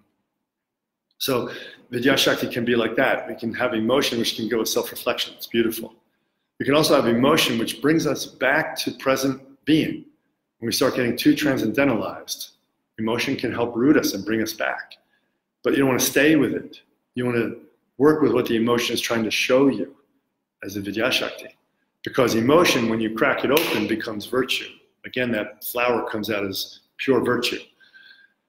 So we want to be with the emotion, relax in the emotion until the virtue arises, which is spontaneous, not contrived. Again, but this is important to work with this in the progressive stages of the path. So if someone says, I don't have that emotion, run away. The emotions are the 5 lights of creation. They're the basic 5 elements, Panchamahabhuta. Now, sex matters, I wrote here in quotes. Sex matters. In the progressive path of practice, sex really does matter. It's considered to be, anger and sex are considered to be like the 2 biggest blocks that hold us back at the very end, right before we have to rip away the very final ignorance, seed of ignorance, the Anavamala, that sexuality and desire for sex and the activity of sex, fulfillment of it, orgasm, all this stuff has to be fully explored, fully unpacked, and is part of the path all the way through. You're like, really, Dharma? You know, even after stage 7, even after like irreversible realization? Yeah, even after irreversible realization, masters will still have sex, right? And it doesn't mean that it's karmic anymore or negative, you know. But it is something that we have to work with as a progressive part of the path. So progressive fruit, progressive realization, the fruit of progressive path is that sex must be worked with continually, right? It'll wax and wane. There'll be times when you don't want it at all. There'll be times when you want it too much. They'll come in and out of each other all the time, It's just important that you're engaging with it and working with it and showing up with it, because if you don't, it will come back to bite you later in your life with diseases from repression, or with ending up in a hungry ghost realm after death because you really didn't get fulfilled or you didn't understand the nature of fulfillment, which comes from inside first, and then you can share with someone else, and you end up in a hungry ghost realm and stuff. So sex matters. It has to be cultivated in some way along the path. And I'm really grateful that Dr. Nita finally, like Swamiji, like my guru did in the 60s, wrote books about how this is a very important part of spiritual practice, and how many people don't like to acknowledge that, especially transcendentalists. They'll be like, oh, I never want sex again. Sex is like nothing for me. You know. That's interesting, because the Mahasiddhas from stage 10 of Buddhism, Dzogchen, Shaivism, Taoism, most of them had sex into like their late years. Go figure. So we want to make sure that we're checking that out. We want to make sure we cultivate our health. I said that earlier. That's also a way in, cultivating our sensations and our health all the time. Okay. And I think that might be the end. Nope, a little more. Okay. So final realization in Trika Mahasiddha Yoga, as kind of a wrap here, is really the rainbow light body. The Prakashakaya, or Jalu, it's called Jalu in Tibetan, Jalu, the rainbow body. So the Prakashakaya, or the body of conscious light, or body of conscious wisdom in Sanskrit, or Jalu, rainbow body, this is the final realization. So that means that I and you, if we're practicing together, are peer practitioners. Right? It doesn't mean that I'm the same level as my students. Of course, I'm teaching them because I'm ahead. That's the whole idea of teaching somebody. But we're all peer practitioners until we resolve our karma completely into pure rainbow light. And then we manifest that Jivatma Shakti, Nirmanakaya, one of the three kayas, the pure, spontaneously rising body, which can be manifested at will. Right? That's different. So final realization in Trika Mahasiddha Yoga is a conscious light body. We cannot be fully realized while we're still in a body if we don't experience the light body first. Even stage 10 Mahasiddha, which is really far out. Stage 10 is so far out. It sounds like sci-fi. You know, think about Babaji manifesting. He's been alive for 10,000 years. He manifests here, he manifests there, you know, flying around. It's crazy, right? It's just out there. We all know stories about stage 10 Mahasiddhas. Well, they still have a body in a certain sense until they go to stage 11. And then stage 12 finally, like Kung Fu Panda. Master Po, is it Po? No, Po's what's his name? Oogway, right? Is it Oogway? Master Oogway? You guys don't watch Kung Fu Panda? Man, you gotta watch TV. You gotta watch more TV. It's so beautiful. This old tortoise is teaching Kung Fu Panda, well, he's a panda, right? Po. And finally he's saying, it's my time. The stars are open, the gates are open, I'm going to the rainbow light body. He's telling him basically, but Po doesn't get it. And he walks up on a beautiful hill with a peach tree, which is blossoming because he's rainbow light bodying, of course. And he disappears into pure flower petals, symbolically, and they go up into the heavens. It's beautiful in light. And this is really the full realization. So until that point, we're still dealing with a progressive path to some degree, though our heart may be residing from stage 7 onward in the absolute view. That's true. That's irreversible realization, but there's more to go to resolve the whole body. So in other words, there are teachers of Shaivism, and I respect them, and they're friends of mine, who say that no, full realization can be had while you're still in the body. Without rainbow body, you could die of cancer and still be fully realized. Trika Mahasiddha Yoga says, yet, no, that's not true. You can't have full realization while you're still in the body. It could be great realization, it could be awesome, and you're helping a lot of people, but not full. Full is you've dissolved the anavamala, and because the anavamala is dissolved, there's nothing left to hold you into a separate sense of self-ego at all, not even a slight atom. And that makes the 5 elements show up as rainbow light, and that's the full tilt picture. And you don't die, actually. You don't die. Your death is resolved, your birth is resolved, and you become a historical figure to humans that are still in stages 1 through 9. But you are now the Trikaya, something totally different. And you never were, in a certain sense, okay? So we have to continue our process. It's extremely important to continue our process. Even if we're teaching, like me, I still go to teachers for more teachings to receive more empowerments, just because I'm curious and just because I want to learn more to be able to help my students. And that's what we should do. Yeah, I'm an acharya, I'm fully fledged, I can teach you, but I still go. Why? Because it's really how it works. You know, we really should be seeking that company of peers that are practicing at higher and higher levels, learning new things. I think it's a sad thing when I see that mostly Indian-style yogis that are teaching or scholars who become gurus don't really learn anymore. They don't do retreats anymore with other great teachers, other great masters. It becomes a big ego game. It's a shame. It shouldn't be like that. Okay. I got a short list here. Run from people who, here we go. Run from people who claim full realization. Just run away. They may not come out and say it explicitly, or they might, like Da Frijan did. What's his name? Da Abhivasa the Bright, Da Ananda, Da Frijan, many names. He was crazy. Run like crazy. If you say you've got full realization, you don't need to practice anymore. The full-baked deal, that should be something like run away. You got to be able to learn from others still, meet with your peers, admit shortcomings. That would be a good thing. Admit shortcomings. Fully enlightened beings that stage 7, 8, 9 make mistakes. We all make mistakes. You can admit those shortcomings. It's no big deal.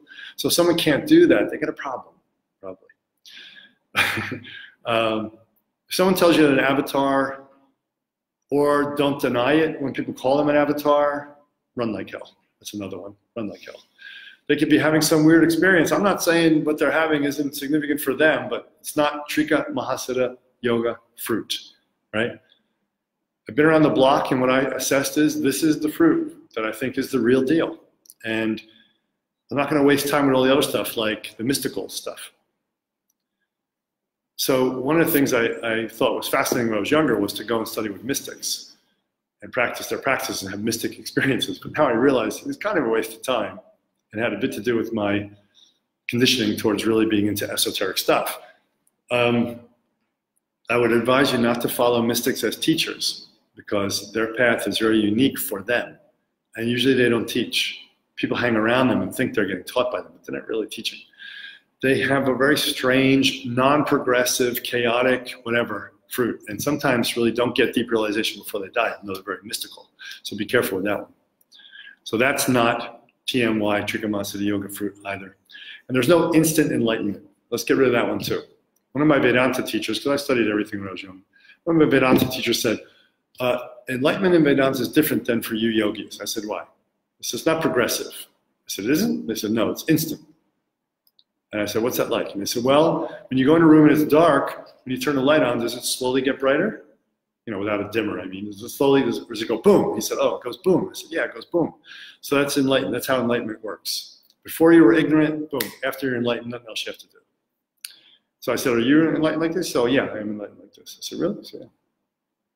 And he didn't seem very realized, super high enlightened to me. So there's sort of an intellectual bias towards realization that you get a lot with Vedanta and that kind of stuff. So it's not just a mental choice about being enlightened. And we don't believe it's instant. It is progressive. Okay? That's another thing about our understanding of the fruit. Deity yoga fruition needs one mention before we close this topic and open up the questions, and then I'll scroll through and see if there's any questions coming. I'm not going to handle the questions from weeks and weeks before. People still wrote a few of those from weeks before, and we're just done with those. We'll move on. You can ask them in person if you come to a training. Otherwise, they'll just stack up forever. I want to keep it fresh. Let's keep it fresh. So deity yoga. What is deity yoga? Well, when I was training, I went through alchemy of physical hatha kundalini yoga and also deity yoga both simultaneously. Now, what are they? Deity yoga is when you practice 2 stages of a practice of generating the energy of a deity and then completing the practice by becoming the deity. And it has a lot of really cool yoga practice in it. It's a very esoteric thing, and it's really cool. But it's not necessary in Trika Mahasiddha yoga because you may have no affinity for deities. In fact, it could be that deities create for you a huge obstacle towards your intimacy with your own nature, towards your intimacy with practice and the path, and that's not good. So fruition of deity yoga also is not stage 12 for us. it's somewhere down around stage 7 or 8. And it's still great, you know, but it's not the full path. So we can't call it full realization. So A, don't worry, if you're on to Data Yoga, you don't need it. If something happens later and you get into it, I'll teach it to you, no problem. B, Data Yoga fruition, what's called the completion stage, is still not the ultimate fruition in Trika Mahasiddha Yoga. So don't worry about that. So if you really want to go to full route, either you do Data Yoga, it could be a good starting point. You may have to continue after. That's what they do in Vajrayana in Tibetan Buddhism, okay? And but you could just go direct, like I did yogically. I mean, I did the Data Yoga too, but I wasn't dependent on it. I did it because I wanted to experience it.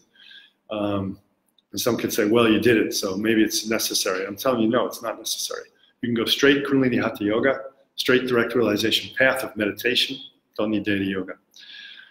Let's see, yeah, that's it. Okay, so that's all I wanted to say today about the Trika Mahasiddha Yoga understanding of the fruit of the path, so that we can start to orient ourselves properly towards what is the real fruit of this path.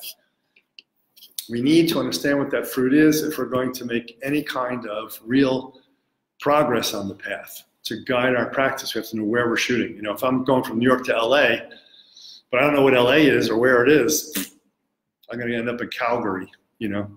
So we do need to have this understanding. So if you have any questions now, I'll look at some of these, if there are here or not. Let's see.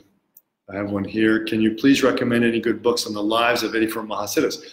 Great point, because our school is called Trika Mahasiddha Yoga. The Mahasiddhas, you know what they were? They were great beings of enlightenment who attained full rainbow light body from all the traditions, basically. We have a problem with books on them because the Buddhist writers are excellent at slamming out tons of books, and they're pretty good books. But they've sort of Buddhism in the post-Mahasiddha era, like from 1000, 1100 onward, they kind of co-opted the whole idea of Mahasiddhas and said they were all Buddhists, which is really quite funny and quite Buddhist. You know, Buddhism is a proselytizing religion, and Shaivism is not a proselytizing religion. We don't try to convert people. So Taoism, Shaivism, Dzogchen, we don't try to convert. We're not trying to like save everybody. But Buddhism is. That's okay. But when Buddhism got tied up into Tantra and became Vajrayana, Indian Tantric Buddhism, which became Tibetan Tantric Buddhism, because the Indian one is gone now. It was absorbed in Tibet and preserved in Tibet. They co-opted the 84 Mahasiddhas, okay? Now the 84 Mahasiddhas are interesting because even if you're a Tantric Buddhist, the first of the 84 Mahasiddhas is still listed as Machandanatha. And Machandanatha was clearly a Shaivist. He's the Kala Guru. He's the main Kala Guru who was an incarnation of Shiva after he did his practice and got to stage 10. He was like a living Shiva. And he light-bodied with his consort, Konkanamba. She light-bodied. She was also his equal consort yoga practitioner. So sort of the Buddhists never quite figured out how to completely get him out of the picture because he's the first one that was assigned the label of Mahasiddha, right? So you got to keep him. So it creates a difficulty that they kind of skim over and don't talk about him, teach about him much. So what am I trying to say here? It's difficult to find a balanced view book on the 84 Mahasiddhas. They're going to be mostly Buddhist and have a Buddhist flavor to the teaching. Is that a problem? Not really, not really.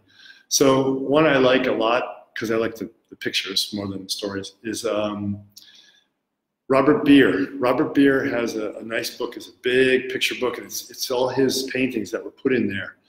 He's a friend of our school, and he's allowed us to use all of his paintings for our manuals on our retreats and things like that, retreat manuals.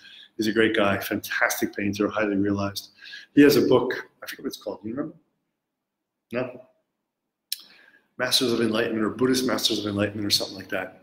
Okay, now, there's other Mahasiddhas in the 84 list, and you should also know that the list is not standard. Some lineages have this 84, some other lineages have that 84. Usually they'll share about 50, 60%, up to 80% of the same names, and some will change out.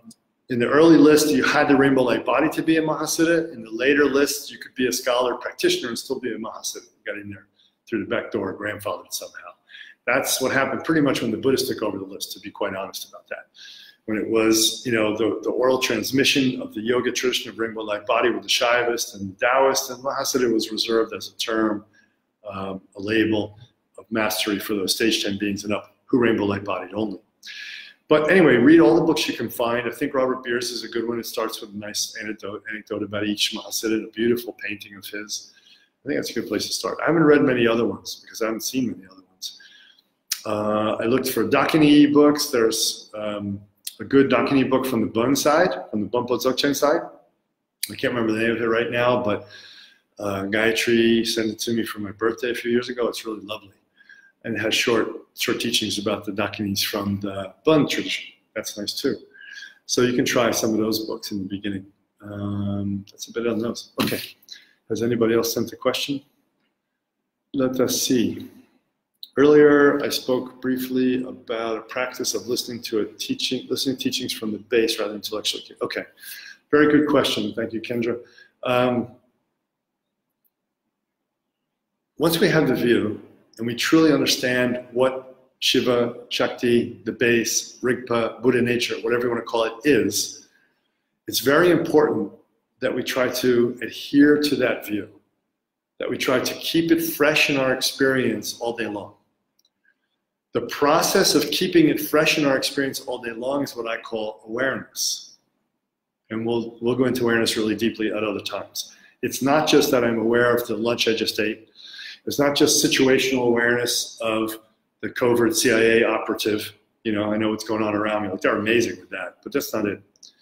Awareness in the spiritual sense is founded upon the awareness of being connected consciously to the view that you are the base, that you are this source. This is really important. Now, this is what we want to do all day long as our second attention practice, but sometimes we can't hold it. In fact, as a beginner, we're lucky if we hold it for a minute or two a day, right? We know funny stories about that. So we use malas, wrist malas, or we wear malas around our neck and take them off and try to keep going with our mantra our guru gave us so we can stay aware. Or we stay aware of our breath constantly, but we forget, oh yeah, awareness, we've got to come back to it again. That's great training if you can't reside in a relaxation of the awareness of the base in an unbroken fashion. If you have awareness of the base in unbroken fashion, pretty much stage 7. So you can use that that's one of the internal signs. Nobody else can tell from the outside, only you can. Of course, a great high Mahasiddha master of stage 9 or 10 can tell if you're bullshitting them as a student. But the point is on this one is there are some signs that are internal. You just have to be honest about it to yourself. If you found that you don't have unbroken awareness of the base, you're not stage 7. That's just all there is to it. All surface activity can be going on, but you never lose that connection to it. You never, ever lose it, even an iota for a second. That's really high. So 7 is quite high. Now, Kendra's asking me, can you listen to teachings from that base? Man, that is so crucial. Or can I talk about it, how to do it? Well, this is one of the things where there's no how to do it, you just have to do it. So I'm listening to a teaching, looking at Shenla Odkar on the wall here. I'm getting a transmission from Shenla Odkar teaching, and he's teaching me, and at the same time, I'm aware of my base. That doesn't make me divided, it doesn't make me dualistic. Awareness is very flexible, the mind is very flexible. I'm listening to the teaching coming from my guru or any other teacher or whoever it is, but here in this case, I'm looking at Shenla Odkar on the wall, the Tanka, and I'm receiving some transmission.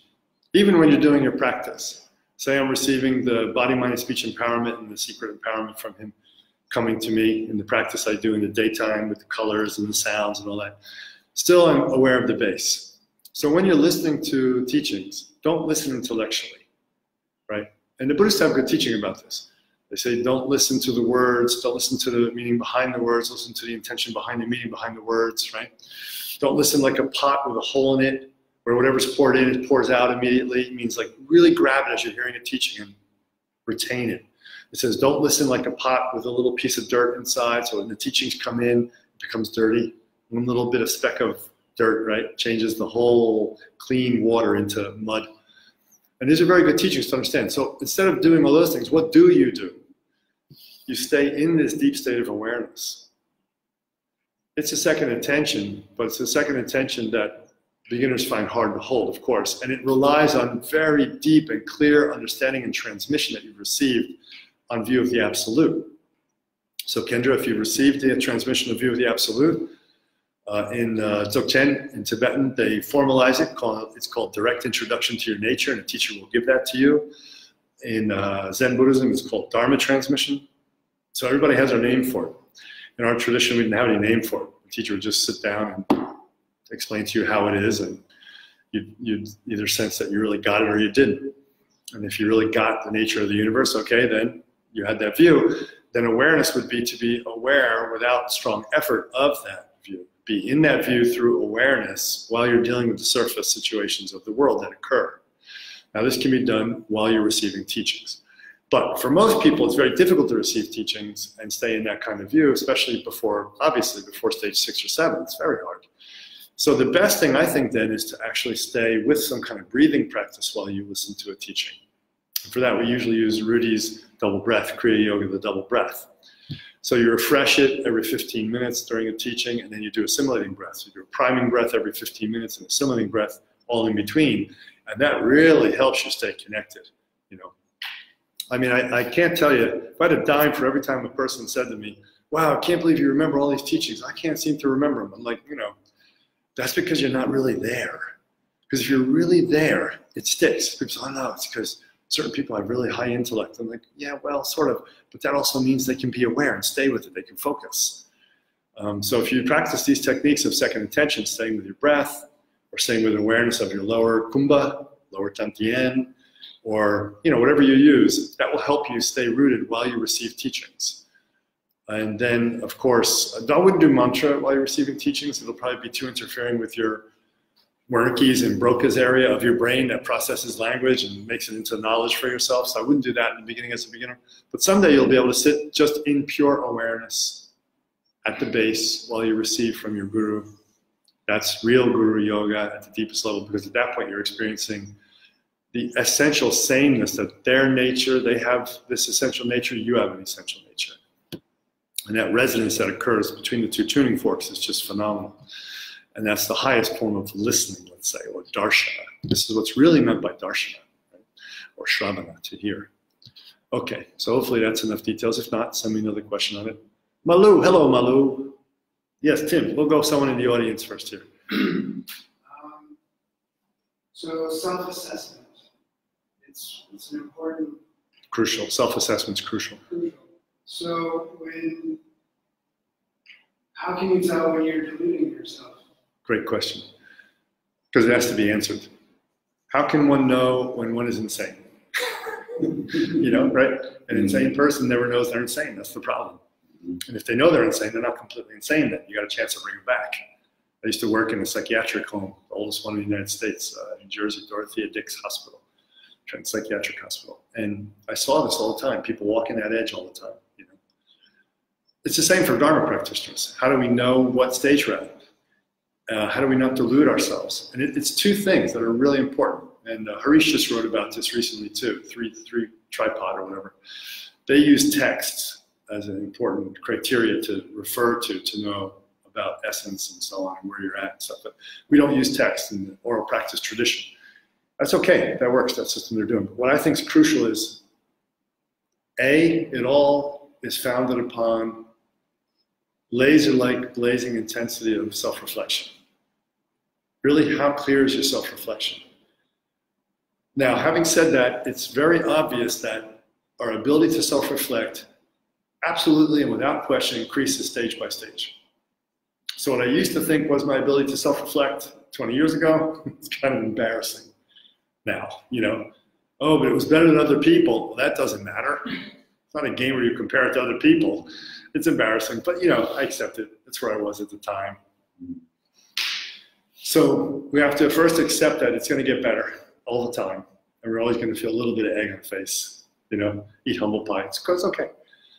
But it's based on that. Now, then how do we develop it, right? If it's crucial that we are the ones that have to have this, how do we develop it? How do we develop this tarka? And this is where I think people don't do enough contemplation, especially today. People try to do too many active meditations like Kriya Yoga, or non-conceptual meditation, just sitting, or just mindfulness watching, like sort of Vipassana or Shamatha. Those are all great. I do them all, did them all, but they're not going to develop huge amount of Tarka. Oddly enough, the preliminary practices develop the Tarka. Of course, that and integration, we'll get to that next, taking feedback. So what I recommend is you go through the contemplations. In our system, we lay out about 20 contemplations, and you actually sit with them. 20 minutes a day, 20 minutes a session. You do retreat usually, minimum 3 sessions a day. So you get 20 minute, 20 minute, 20 minute. And in between, you read and relax about the ideas that the contemplations are trying to produce. Let's use a classic, impermanence, right? Everybody, Shaivas, Buddhas, Taoists, everybody gets impermanence. We understand it. Do we really get it? And how deep, at what level of stage do we get it at? My understanding and experience directly of impermanence now, quite different than when I was 20. Quite different. I knew about it at 20. Oh, I knew all about it. I'll tell you all about it when I was 20, 30, 40, 50, 57. That's a lot of time, and a lot of time spent meditating on impermanence. And I understand it in a different way now. Try retreats on those contemplations. When the course comes up, our foundation online course, you guys are local, so we can do it together. But if you're a distant learner, when the foundation and preliminary courses come online in the fall, you're going to be able to go through a step-by-step course where we take you through this. It's going to be about 3 to 4 months. And every week you'll have a class, and every week you'll have practices to do and self-assessments to make. So that process is great, to sit in contemplation. 3 to 5 sessions a day if you can do it. If you're really busy working, you can at least get 1 in the morning, 1 at night. And go deep. Now, before you do it, sit and read a passage about what you're about to contemplate from a great famous teacher or a great famous text or something. And it could be a long passage or a short passage, right? And let it stimulate you, trigger you. Usually what I'll do is, I just did one this year in Costa Rica. Was it last year? Yeah, last year. Suki and I did one for 4 weeks. We did a contemplation retreat, only contemplations. 5 sessions a day. We'd read a tract from a text that we liked on that contemplation subject, and we would just sit 20 minutes to an hour and a half, somewhere in there. In between, we try to maintain awareness of our base and subtle awareness of what we contemplated. And we do that regularly. We've got to cycle through that a lot, right? So this is really great. And it actually opens up new awareness while you're doing it. During that process, during however many days you assign to do it, I would recommend a week minimum per topic. But if you want to just do, you only have a week because you're going to be crazy busy starting in a week from now with tons of work building your house or something, okay. Maybe you do 3 topics a day for 7 days. But it won't go as deep as 1 for a week and you change it, you know. Then in between, what you want to do is you want to self-assess and you want to set up, what's nice to use are assessments. On Trika method, we have assessments where you can assess your mind, how the state is going, how you're fixating in the 6 realms and so forth. No one uses the assessments of Trika method. They're like our favorite thing. Suki and I, it's like our favorite thing we develop because it's going to develop the ability to not be deluded. That's how you refine it.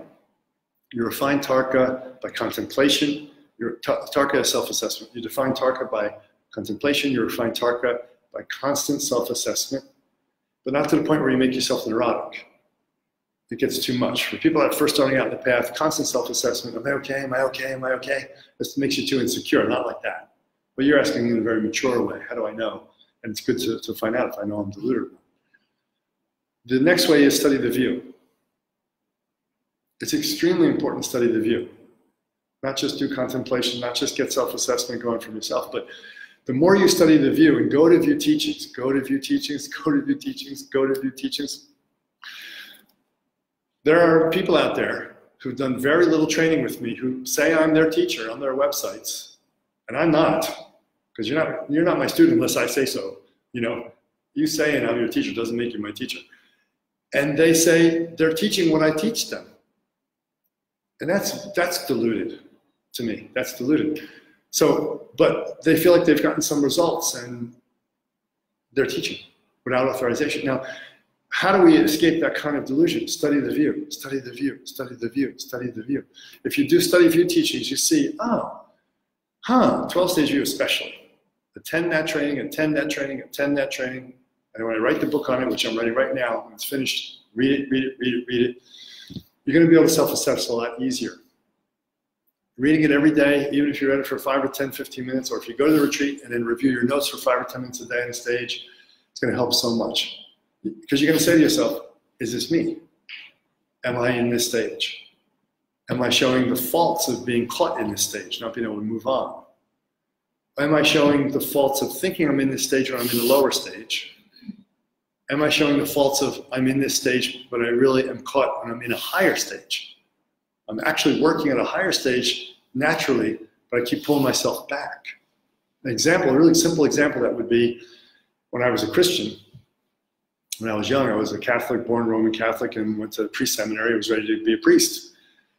And thank God, thank grace intervened and changed that. But as I was doing that, I was practicing at a higher level. I mean, I was practicing really at stage 5 level. By the time I was 15, I was meeting with these priests. I already entered a lot of stage 5 practice. And my priests were the ones who thankfully reflected for me. They said, you know what? I was having a hard time with this morality thing. The biblical version of sex and what you should do. I was like, it doesn't work for me. It just seems so unnatural. The biologist in me was saying it was unnatural. The meditator in me was saying it was unnatural. I was a budding Taoist at that time, And my priest said, we don't think you should be a priest. Why? And what they were saying, paraphrased, is you're operating at above stage 2. Our version of Christianity is very stage 2. Stage 2 is right and wrong, discipline, get rid of your bad karma, start acting right, stop sinning, stop sinning. And they helped me see that I was holding myself back, and then I moved up. Doesn't mean I abandoned right and wrong. No, I wasn't ready to, until stage 10, you got to keep right and wrong, guys. Everybody hear that? So stage 10, until stage 10, you got to keep right and wrong. So here's self-delusion. Some people try to work with getting rid of right or wrong before stage 10, and that's dangerous. Oh, but Shiva says we're all Shiva, and there's no nirvana, no samsara, there's no good, there's no bad, there's no right, no wrong. Here's an example. A student was sent to me by another high-level lama, sent me a student to work with because he gave up on the guy and said, maybe your karma can work with him. And that was already a sign of like, oops, that could be difficult. This guy shows up. I hope and I pray that he is realized now or getting realized. I said I accepted because I was a student of this lama, okay. I started teaching this student, and then one day I see his wife, and she has a black eye. I said, what happened? Did you get mugged? Oh no, he punched me in the face. The student I'm supposed to be teaching. I was like, he did what? Yeah, he punched me in the face. And I said, okay, I try not to act shocked or surprised. Why? Oh, she said something. Okay, I checked with him. So I sat him down. We had a one-on-one, pretty strong come to Jesus talk. And I said, why did you hit her? It was spontaneous. I felt it in a moment. It was so free. It was the right thing. She wasn't getting it. So punched her right in the face. I was like, that's a big delusion. It's a hyperbolic example, but he can't self-assess. He couldn't self-assess. The more you study view, the more that'll be clear that that was a crazy kind of action, not coming from benefit to most beings, right? Not checking in. The more you do contemplations, the more that kind of thing won't happen, because you're going to be also contemplating compassion, generosity, all the virtues, right? Not just impermanence. And then when you study 12-stage view, you're going to realize only stage 10 beings can punch somebody in the face and have a benefit. She was not benefited. Only stage 10 beings can run around and have sex polyamory style and get other people enlightened. Only stage 10 beings can do that. Of course, we can all be polyamorous and run around and screw our brains out up in the jungles of Tinamasta. I heard it goes on up there. But no one's, I hope no one's claiming to enlighten each other with it. Do they? Okay. At least not on your land. At least not on your property, right? Yeah, you're going to find out. Okay, so yeah, those kind of distinctions are important. Then the idea of feedback is really important. Okay. Feedback is super important. Feedback from your peers is really important. From your kula, we call it Tantra. Get feedback, take feedback. It doesn't mean they're right. But my teacher taught me to not resist right away. The first thing was when you get feedback from a little kid, from an adult, from a cooler person, from a hater, why not look at it? What could it hurt? I got some classic haters contacting regularly on email. I read them. I read it. I don't like delete. Oh, it's from him again. Oh, it's from her again. No, I go, let me see. Any of that vibrate? Any of that stick? Do I have any of that? Why not? What does it hurt? If your mom, your dad, if they're still alive, great source of reflection, because we were little idiots and they were telling us all this great stuff that we didn't listen to. We were young. And yeah, my mom wasn't a great enlightened being, but when I opened up to getting feedback from her in the 90s, early 90s, I was like, Mom, can you tell me things I never really heard that you always tried to tell me? It was great. It was truly great. And I can remember, oh yeah, she said those things. You know, so that worked. But take a reflection from cooler mates, etc. And then when you're ready in stage 4, a person's ready to begin the tentative steps of working with a guru. A lama, a guru, a roshi, a sheikh, whatever they're called in all the different traditions. Daosha. You're then ready to work in a personal relationship with a teacher. See, for me, a personal relationship with a guru or a lama, whatever, means that that is happening on a regular basis, right? That someone is giving you that reflection. You're sharing your stories of what you're going through and they're giving you reflection on it. Or you're around them a lot and they're going, eh. Because that's why you have them at high stage 4 going into stage 5 or stage 5 and up. Otherwise, we're deluded. That's just how it works. I'm in geometry class in 7th grade and I do the thing and I get it wrong, I'm deluded. Teacher teaches me the right way, now I got the theorem right. I'm not deluded anymore, I got the right answer. I can get it over and over again now. I can apply the theorem. It's simple. We have to have someone who knows it's above us. That's simple. So we need our own practice to develop our discrimination, sharpening it. We need to study view, which is another type of practice, a very important one to develop our discrimination. And then we also have to have reflection and take reflection. It's extremely important. And when you're at the point where you can't take reflection from anybody anymore because you're so far off the charts, you're just going to know that, basically. Because you won't have to eat if you don't want to anymore. You won't have to poop if you don't want to anymore. You can levitate. Oh, what about the breatharians? They stage 10? No, they're not. Because they're not stage 10. The people that run around the world saying they're breatharians. I wouldn't even believe them until I had them in my house locked up for 5 or 6 weeks to believe them, to be honest. There's a lot of BS out there. But some are. Being a breatharian does not make you highly realized. That's what we have to realize. But when you're stage 10, you can levitate. You can sit there and sit in the air, period. Not levitate objects, that's different. You can levitate. In stage 10, you can bilocate.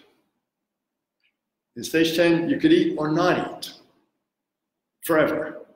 So that's really easy criteria. The signs are real simple for international signs for stage 10, right? Okay. So we want to go to 12-stage view, keep getting those reflections, get reflections from others, and we want to find someone above us that can reflect to us. But I just put this on, I think, the Trika Mahasiddha yoga group on Facebook recently. I know I did it on Trika, what's it called? Tantra Yoga Now, Harisha's group. It's not healthy for a person in stage 1, they'll outright punch you in the nose if you try to give them reflection. Person in stage 2, 3, little bit of 4, bottom part of 4. It's not healthy to have a teacher. It's not healthy to try to develop a spiritual relationship with a teacher because you can't take it. You just can't take it. You see everything as attack. And if not, maybe you take it, but you take it as a doormat where it actually drives you down.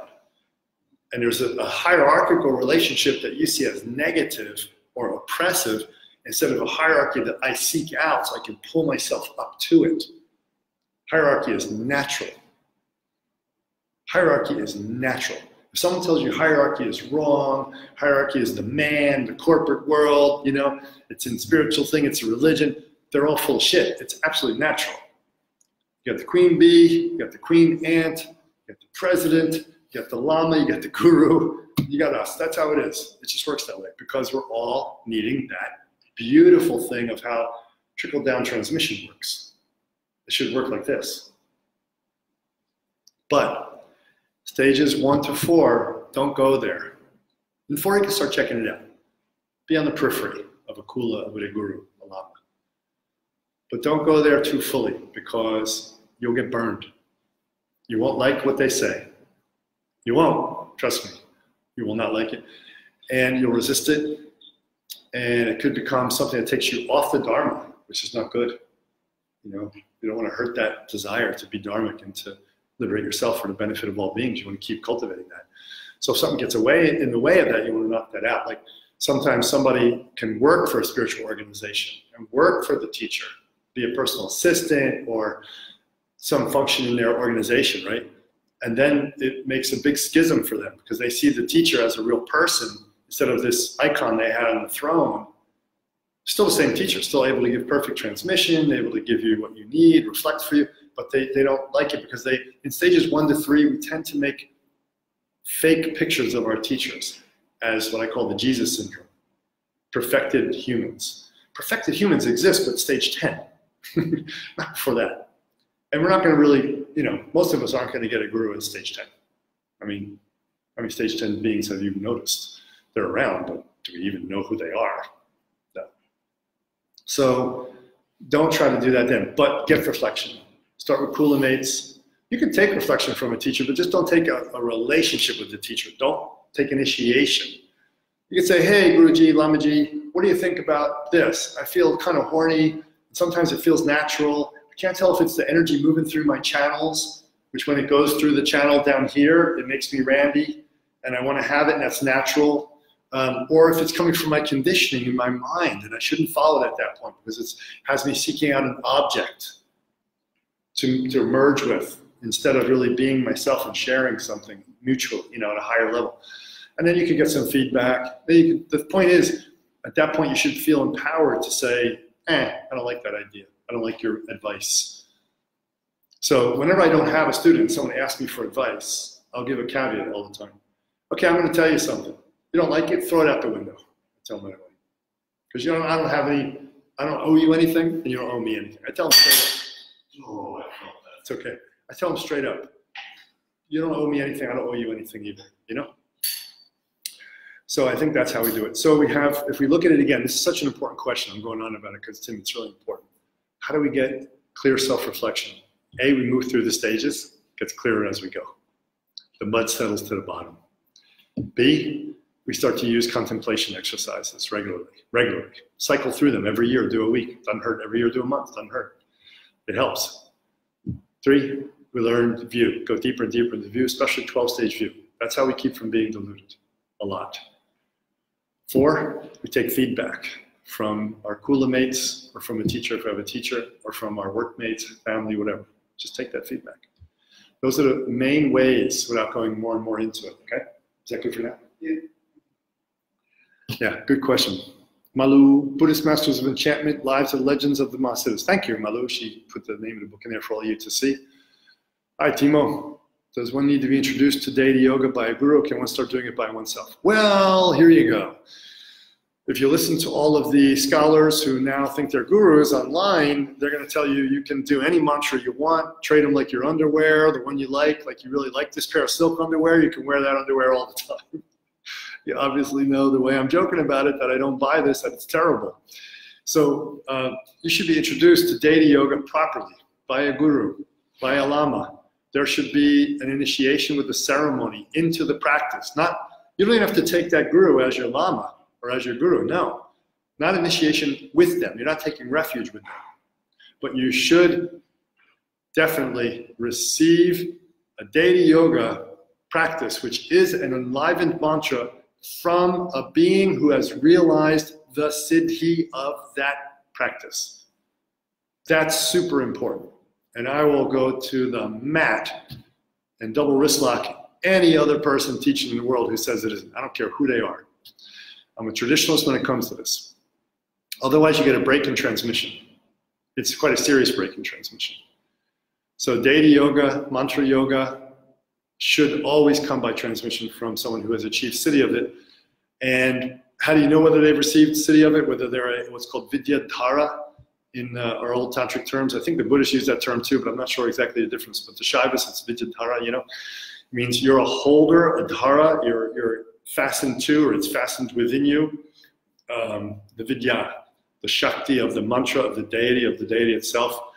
So, yeah, that's a short answer on that, Timo. Stay away from people who are telling you can do it by yourself from the internet. Stay away from gurus, self-made gurus who did not go through the process of becoming an acharya, who did not do those deity yoga practices underneath someone with clear reflection to confirm, yes, you've achieved the siddhi of the practice, okay? Stay away. Doing it yourself? No. Now, let me clearly say this, though. This is very important to understand. From the Shaivist standpoint of view, right? So Shaivist standpoint, point of view, not from the Tibetan side of what we practice in this tradition, or the Chinese side, from the Shaivist side. If you want to do a puja, if you want to do deity yoga on your own, simply because you love that deity so much, you feel such a draw to that deity, right? Like when I give the initiation, the empowerment into Dashamahavidya, which I'll be doing in this room, can't wait. My beautiful paintings of the Dashamahavidya, 10 wisdom goddesses, are only a few thousand kilometers away. They're on the sea right now, they're arriving soon. This whole room is going to be festooned with deities. Beautiful paintings. When I do that abhishekam, or empowerment, when someone picks their deity, they hold a flower, we invoke the power of Kali, of the deity that runs the whole mandala, Durga Kali. And then the mandala is placed behind them on the ground or held, and then they drop the flower over their shoulder and it falls on the mandala.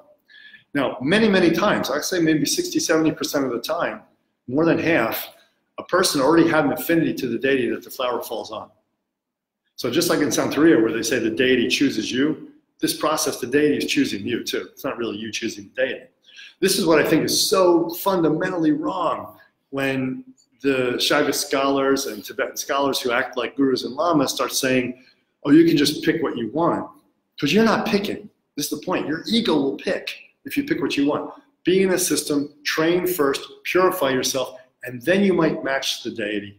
And in some spontaneous picking ceremony like that, the deity will pick you. It may match up. I've seen times when it's matched up like 90, 95% in a class, in one abhishekam, where I knew that this person's Ganesh, this one's into Dhumavati, this one's into, whatever, Lakshmi. And then boom, it all happens like that.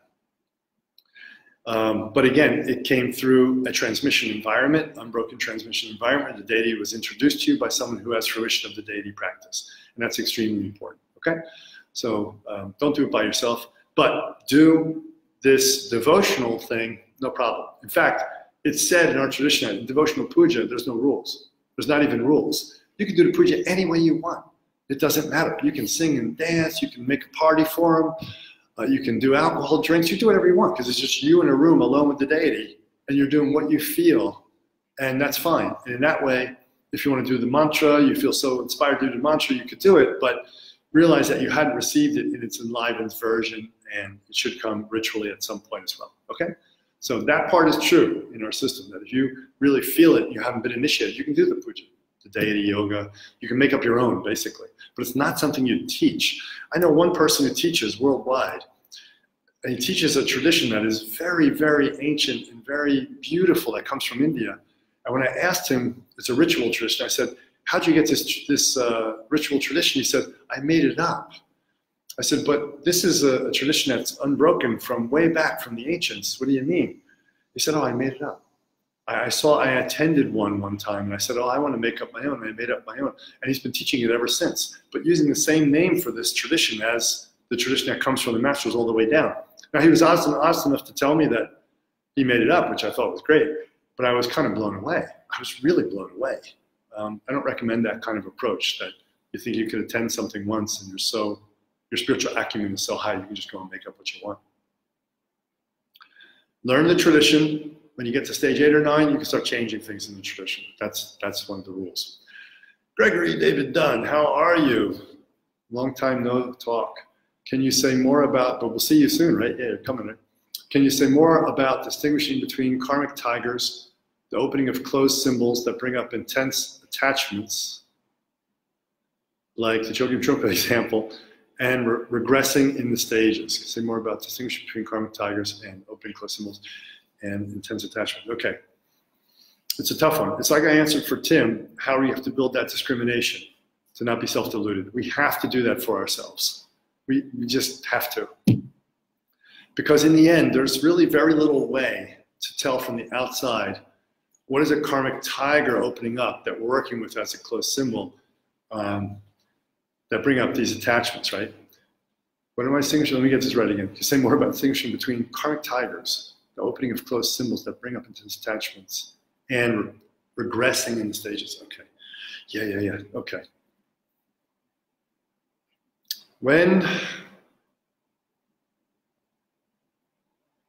Well, the whole thing is this. When you're regressing, there's always an increase of the reification of a separate sense of self.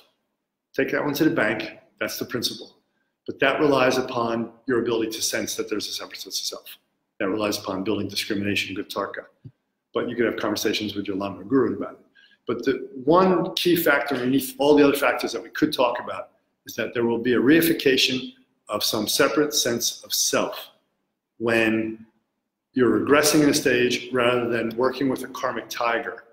So in the 12-stage view, if you're going through stages 1 through 6, 7, it's not like you complete 100% stage 1, then you go to 2, complete 100% 2, go to 3. It's all complete. No, you bring a little baggage with you from each of the stages, or a lot. Some stages more than others. So what Gregory was talking about here is the karmic tigers are the baggage that still exists that comes along with you from this process. You can still maintain a higher stage of view while simultaneously working some of the karma from a lower stage. You can still maintain your LCD, or lowest common denominator, in a higher stage of view while you're working one of these lower stages, while you're working out specific karmic tigers. The key thing is you'll be doing it in a state of awareness. You'll be doing it in a state of awareness of the view. You'll be doing it in a state of awareness of looking at it as a discrete entity that you're opening up, and you'll do it without reifying a sense of self. There will be no self-delusion there. Hopefully that kind of helps. That's why I was asking in that example with Chogyam Trungpa, I wonder if he knew whether he was doing that or whether he was attached. It would be so great to be inside his mind at that time and know. We don't have any idea. Hopefully that helps. Discrimination questions are very difficult. People often write and say, how do I know when? This is a how do I know when question. Whenever it's a how do I know when, it's like, you just have to know. And it comes from training and training. It comes from humility too. So regression also, because it reifies the self, has something to do with going back into hedonism, not admitting, if you regress and not know you're regressing, and think you're working a karmic target from a higher stage, it also has a lot to do with ego, with pride, pure pride. Not really being humble enough to know that you really, regressed. Which textbooks can we read to contemplate Trika? Good question. I don't even know. I'll get back to you on that one. I don't know if there are any. Let's see. Matthew Jones. Hello. Hi, Matthew. Wendy, can you talk more about echo karmas? We talk a lot about this in 12-stage view training because it's extremely important. I'll say one quick thing about it because we're coming up on the 2-hour mark. Echo karmas, I'm going to open up a can of worms here. I'm not sure I really want to do. When we hit stage 7, we are irreversibly connected to our essence in such a way that our awareness is always residing at the base to a greater or lesser degree, but never breaks contact with the base. Like, let's say I'm in stage 7. You could waterboard me, I'm not going to break contact with the base. Great example of this is, in a way, without using the same words we're using, is that Ramana Maharishi was hounded by this one devotee who kept saying, I want God so much. Ramana, just give me your grace, give me your transmission, and I'll have God. The typical Indian dilemma of not realizing you have to do it for yourself. And a teacher helps you. He wanted to do it for him. And he was just hounding Ramana Maharishi. So Ramana was old then, he was kind of frail, skinny little Indian dude. And he was out in the river. I don't know what river, doing his bathing.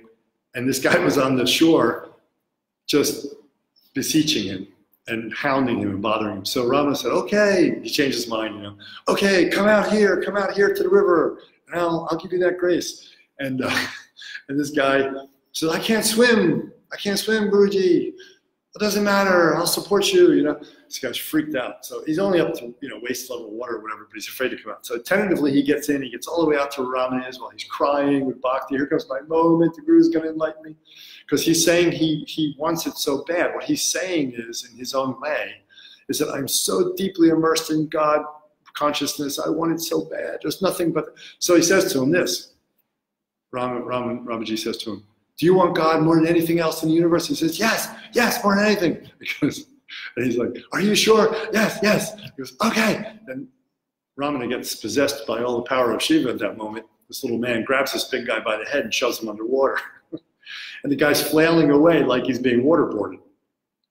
Holds him under a long time. People were a bit afraid. Apparently the story goes, people thought he was going to drown. Brings him up at the last second like that. And as he's gasping for air and spitting and sputtering, Ramana says, as you came out of the water, did you want God more than your breath? And the guy was like, no, he started crying. He had enough self-reflection and honesty to be able to say, no, I don't want it more than my breath. So he cried and he went back, you know, with his tail between his legs, which is great. So we have to know that we're connected to the base, to our essence, to our Shiva nature, whatever you want to call it, Buddha nature, through that experience of awareness. And if we're in that stage permanently, that's 7. That's one of the great hallmarks of 7. Now, from 7 up, echo karmas cannot. What do we call them echo karmas for? Because those karmas cannot seduce you anymore.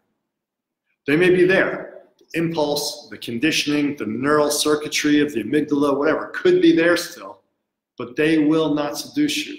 Money, power, fame, sex. What else is there? Those are the biggies, right? Money, power, fame, sex. That's what Swami's used to say. So they can't seduce you. And that, Wendy, is one of the greatest ways that you can identify echo karmas. And then you can work with them in a really relaxed and soft way because you're not following them. Here's the other part. You don't follow echo karmas. They don't exert control. You're not seduced by them. Another way to say it is you don't follow them. You don't do the activity of the echo karma, right? And that really then is a conditioning that you have that's not impairing your connection to the base. But you don't want to accept them either. You know, you don't really want to accept them.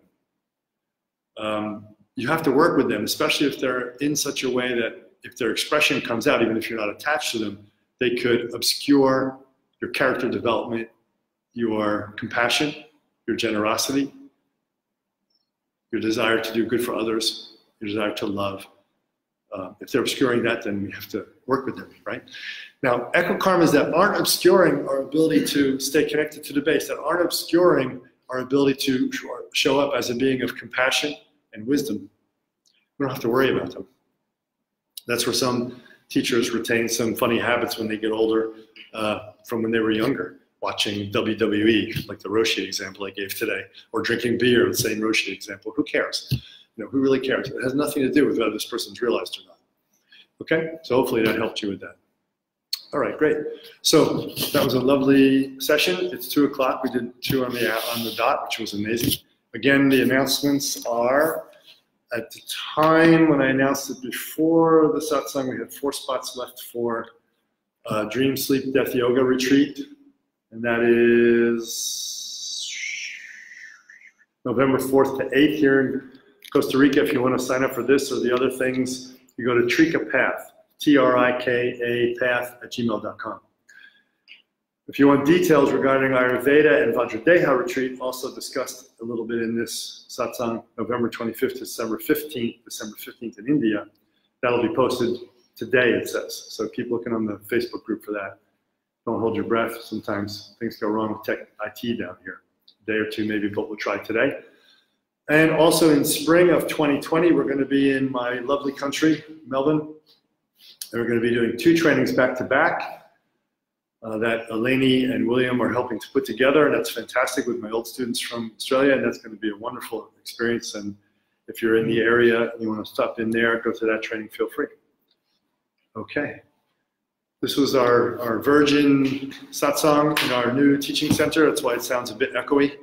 When all the stuff gets here on the walls and the rugs and things, it'll probably be different. But glad you could be here for this satsang. Thank you very much for your questions. They were really good. And I appreciate it very much. Hi, Ananda. Nice to see you too.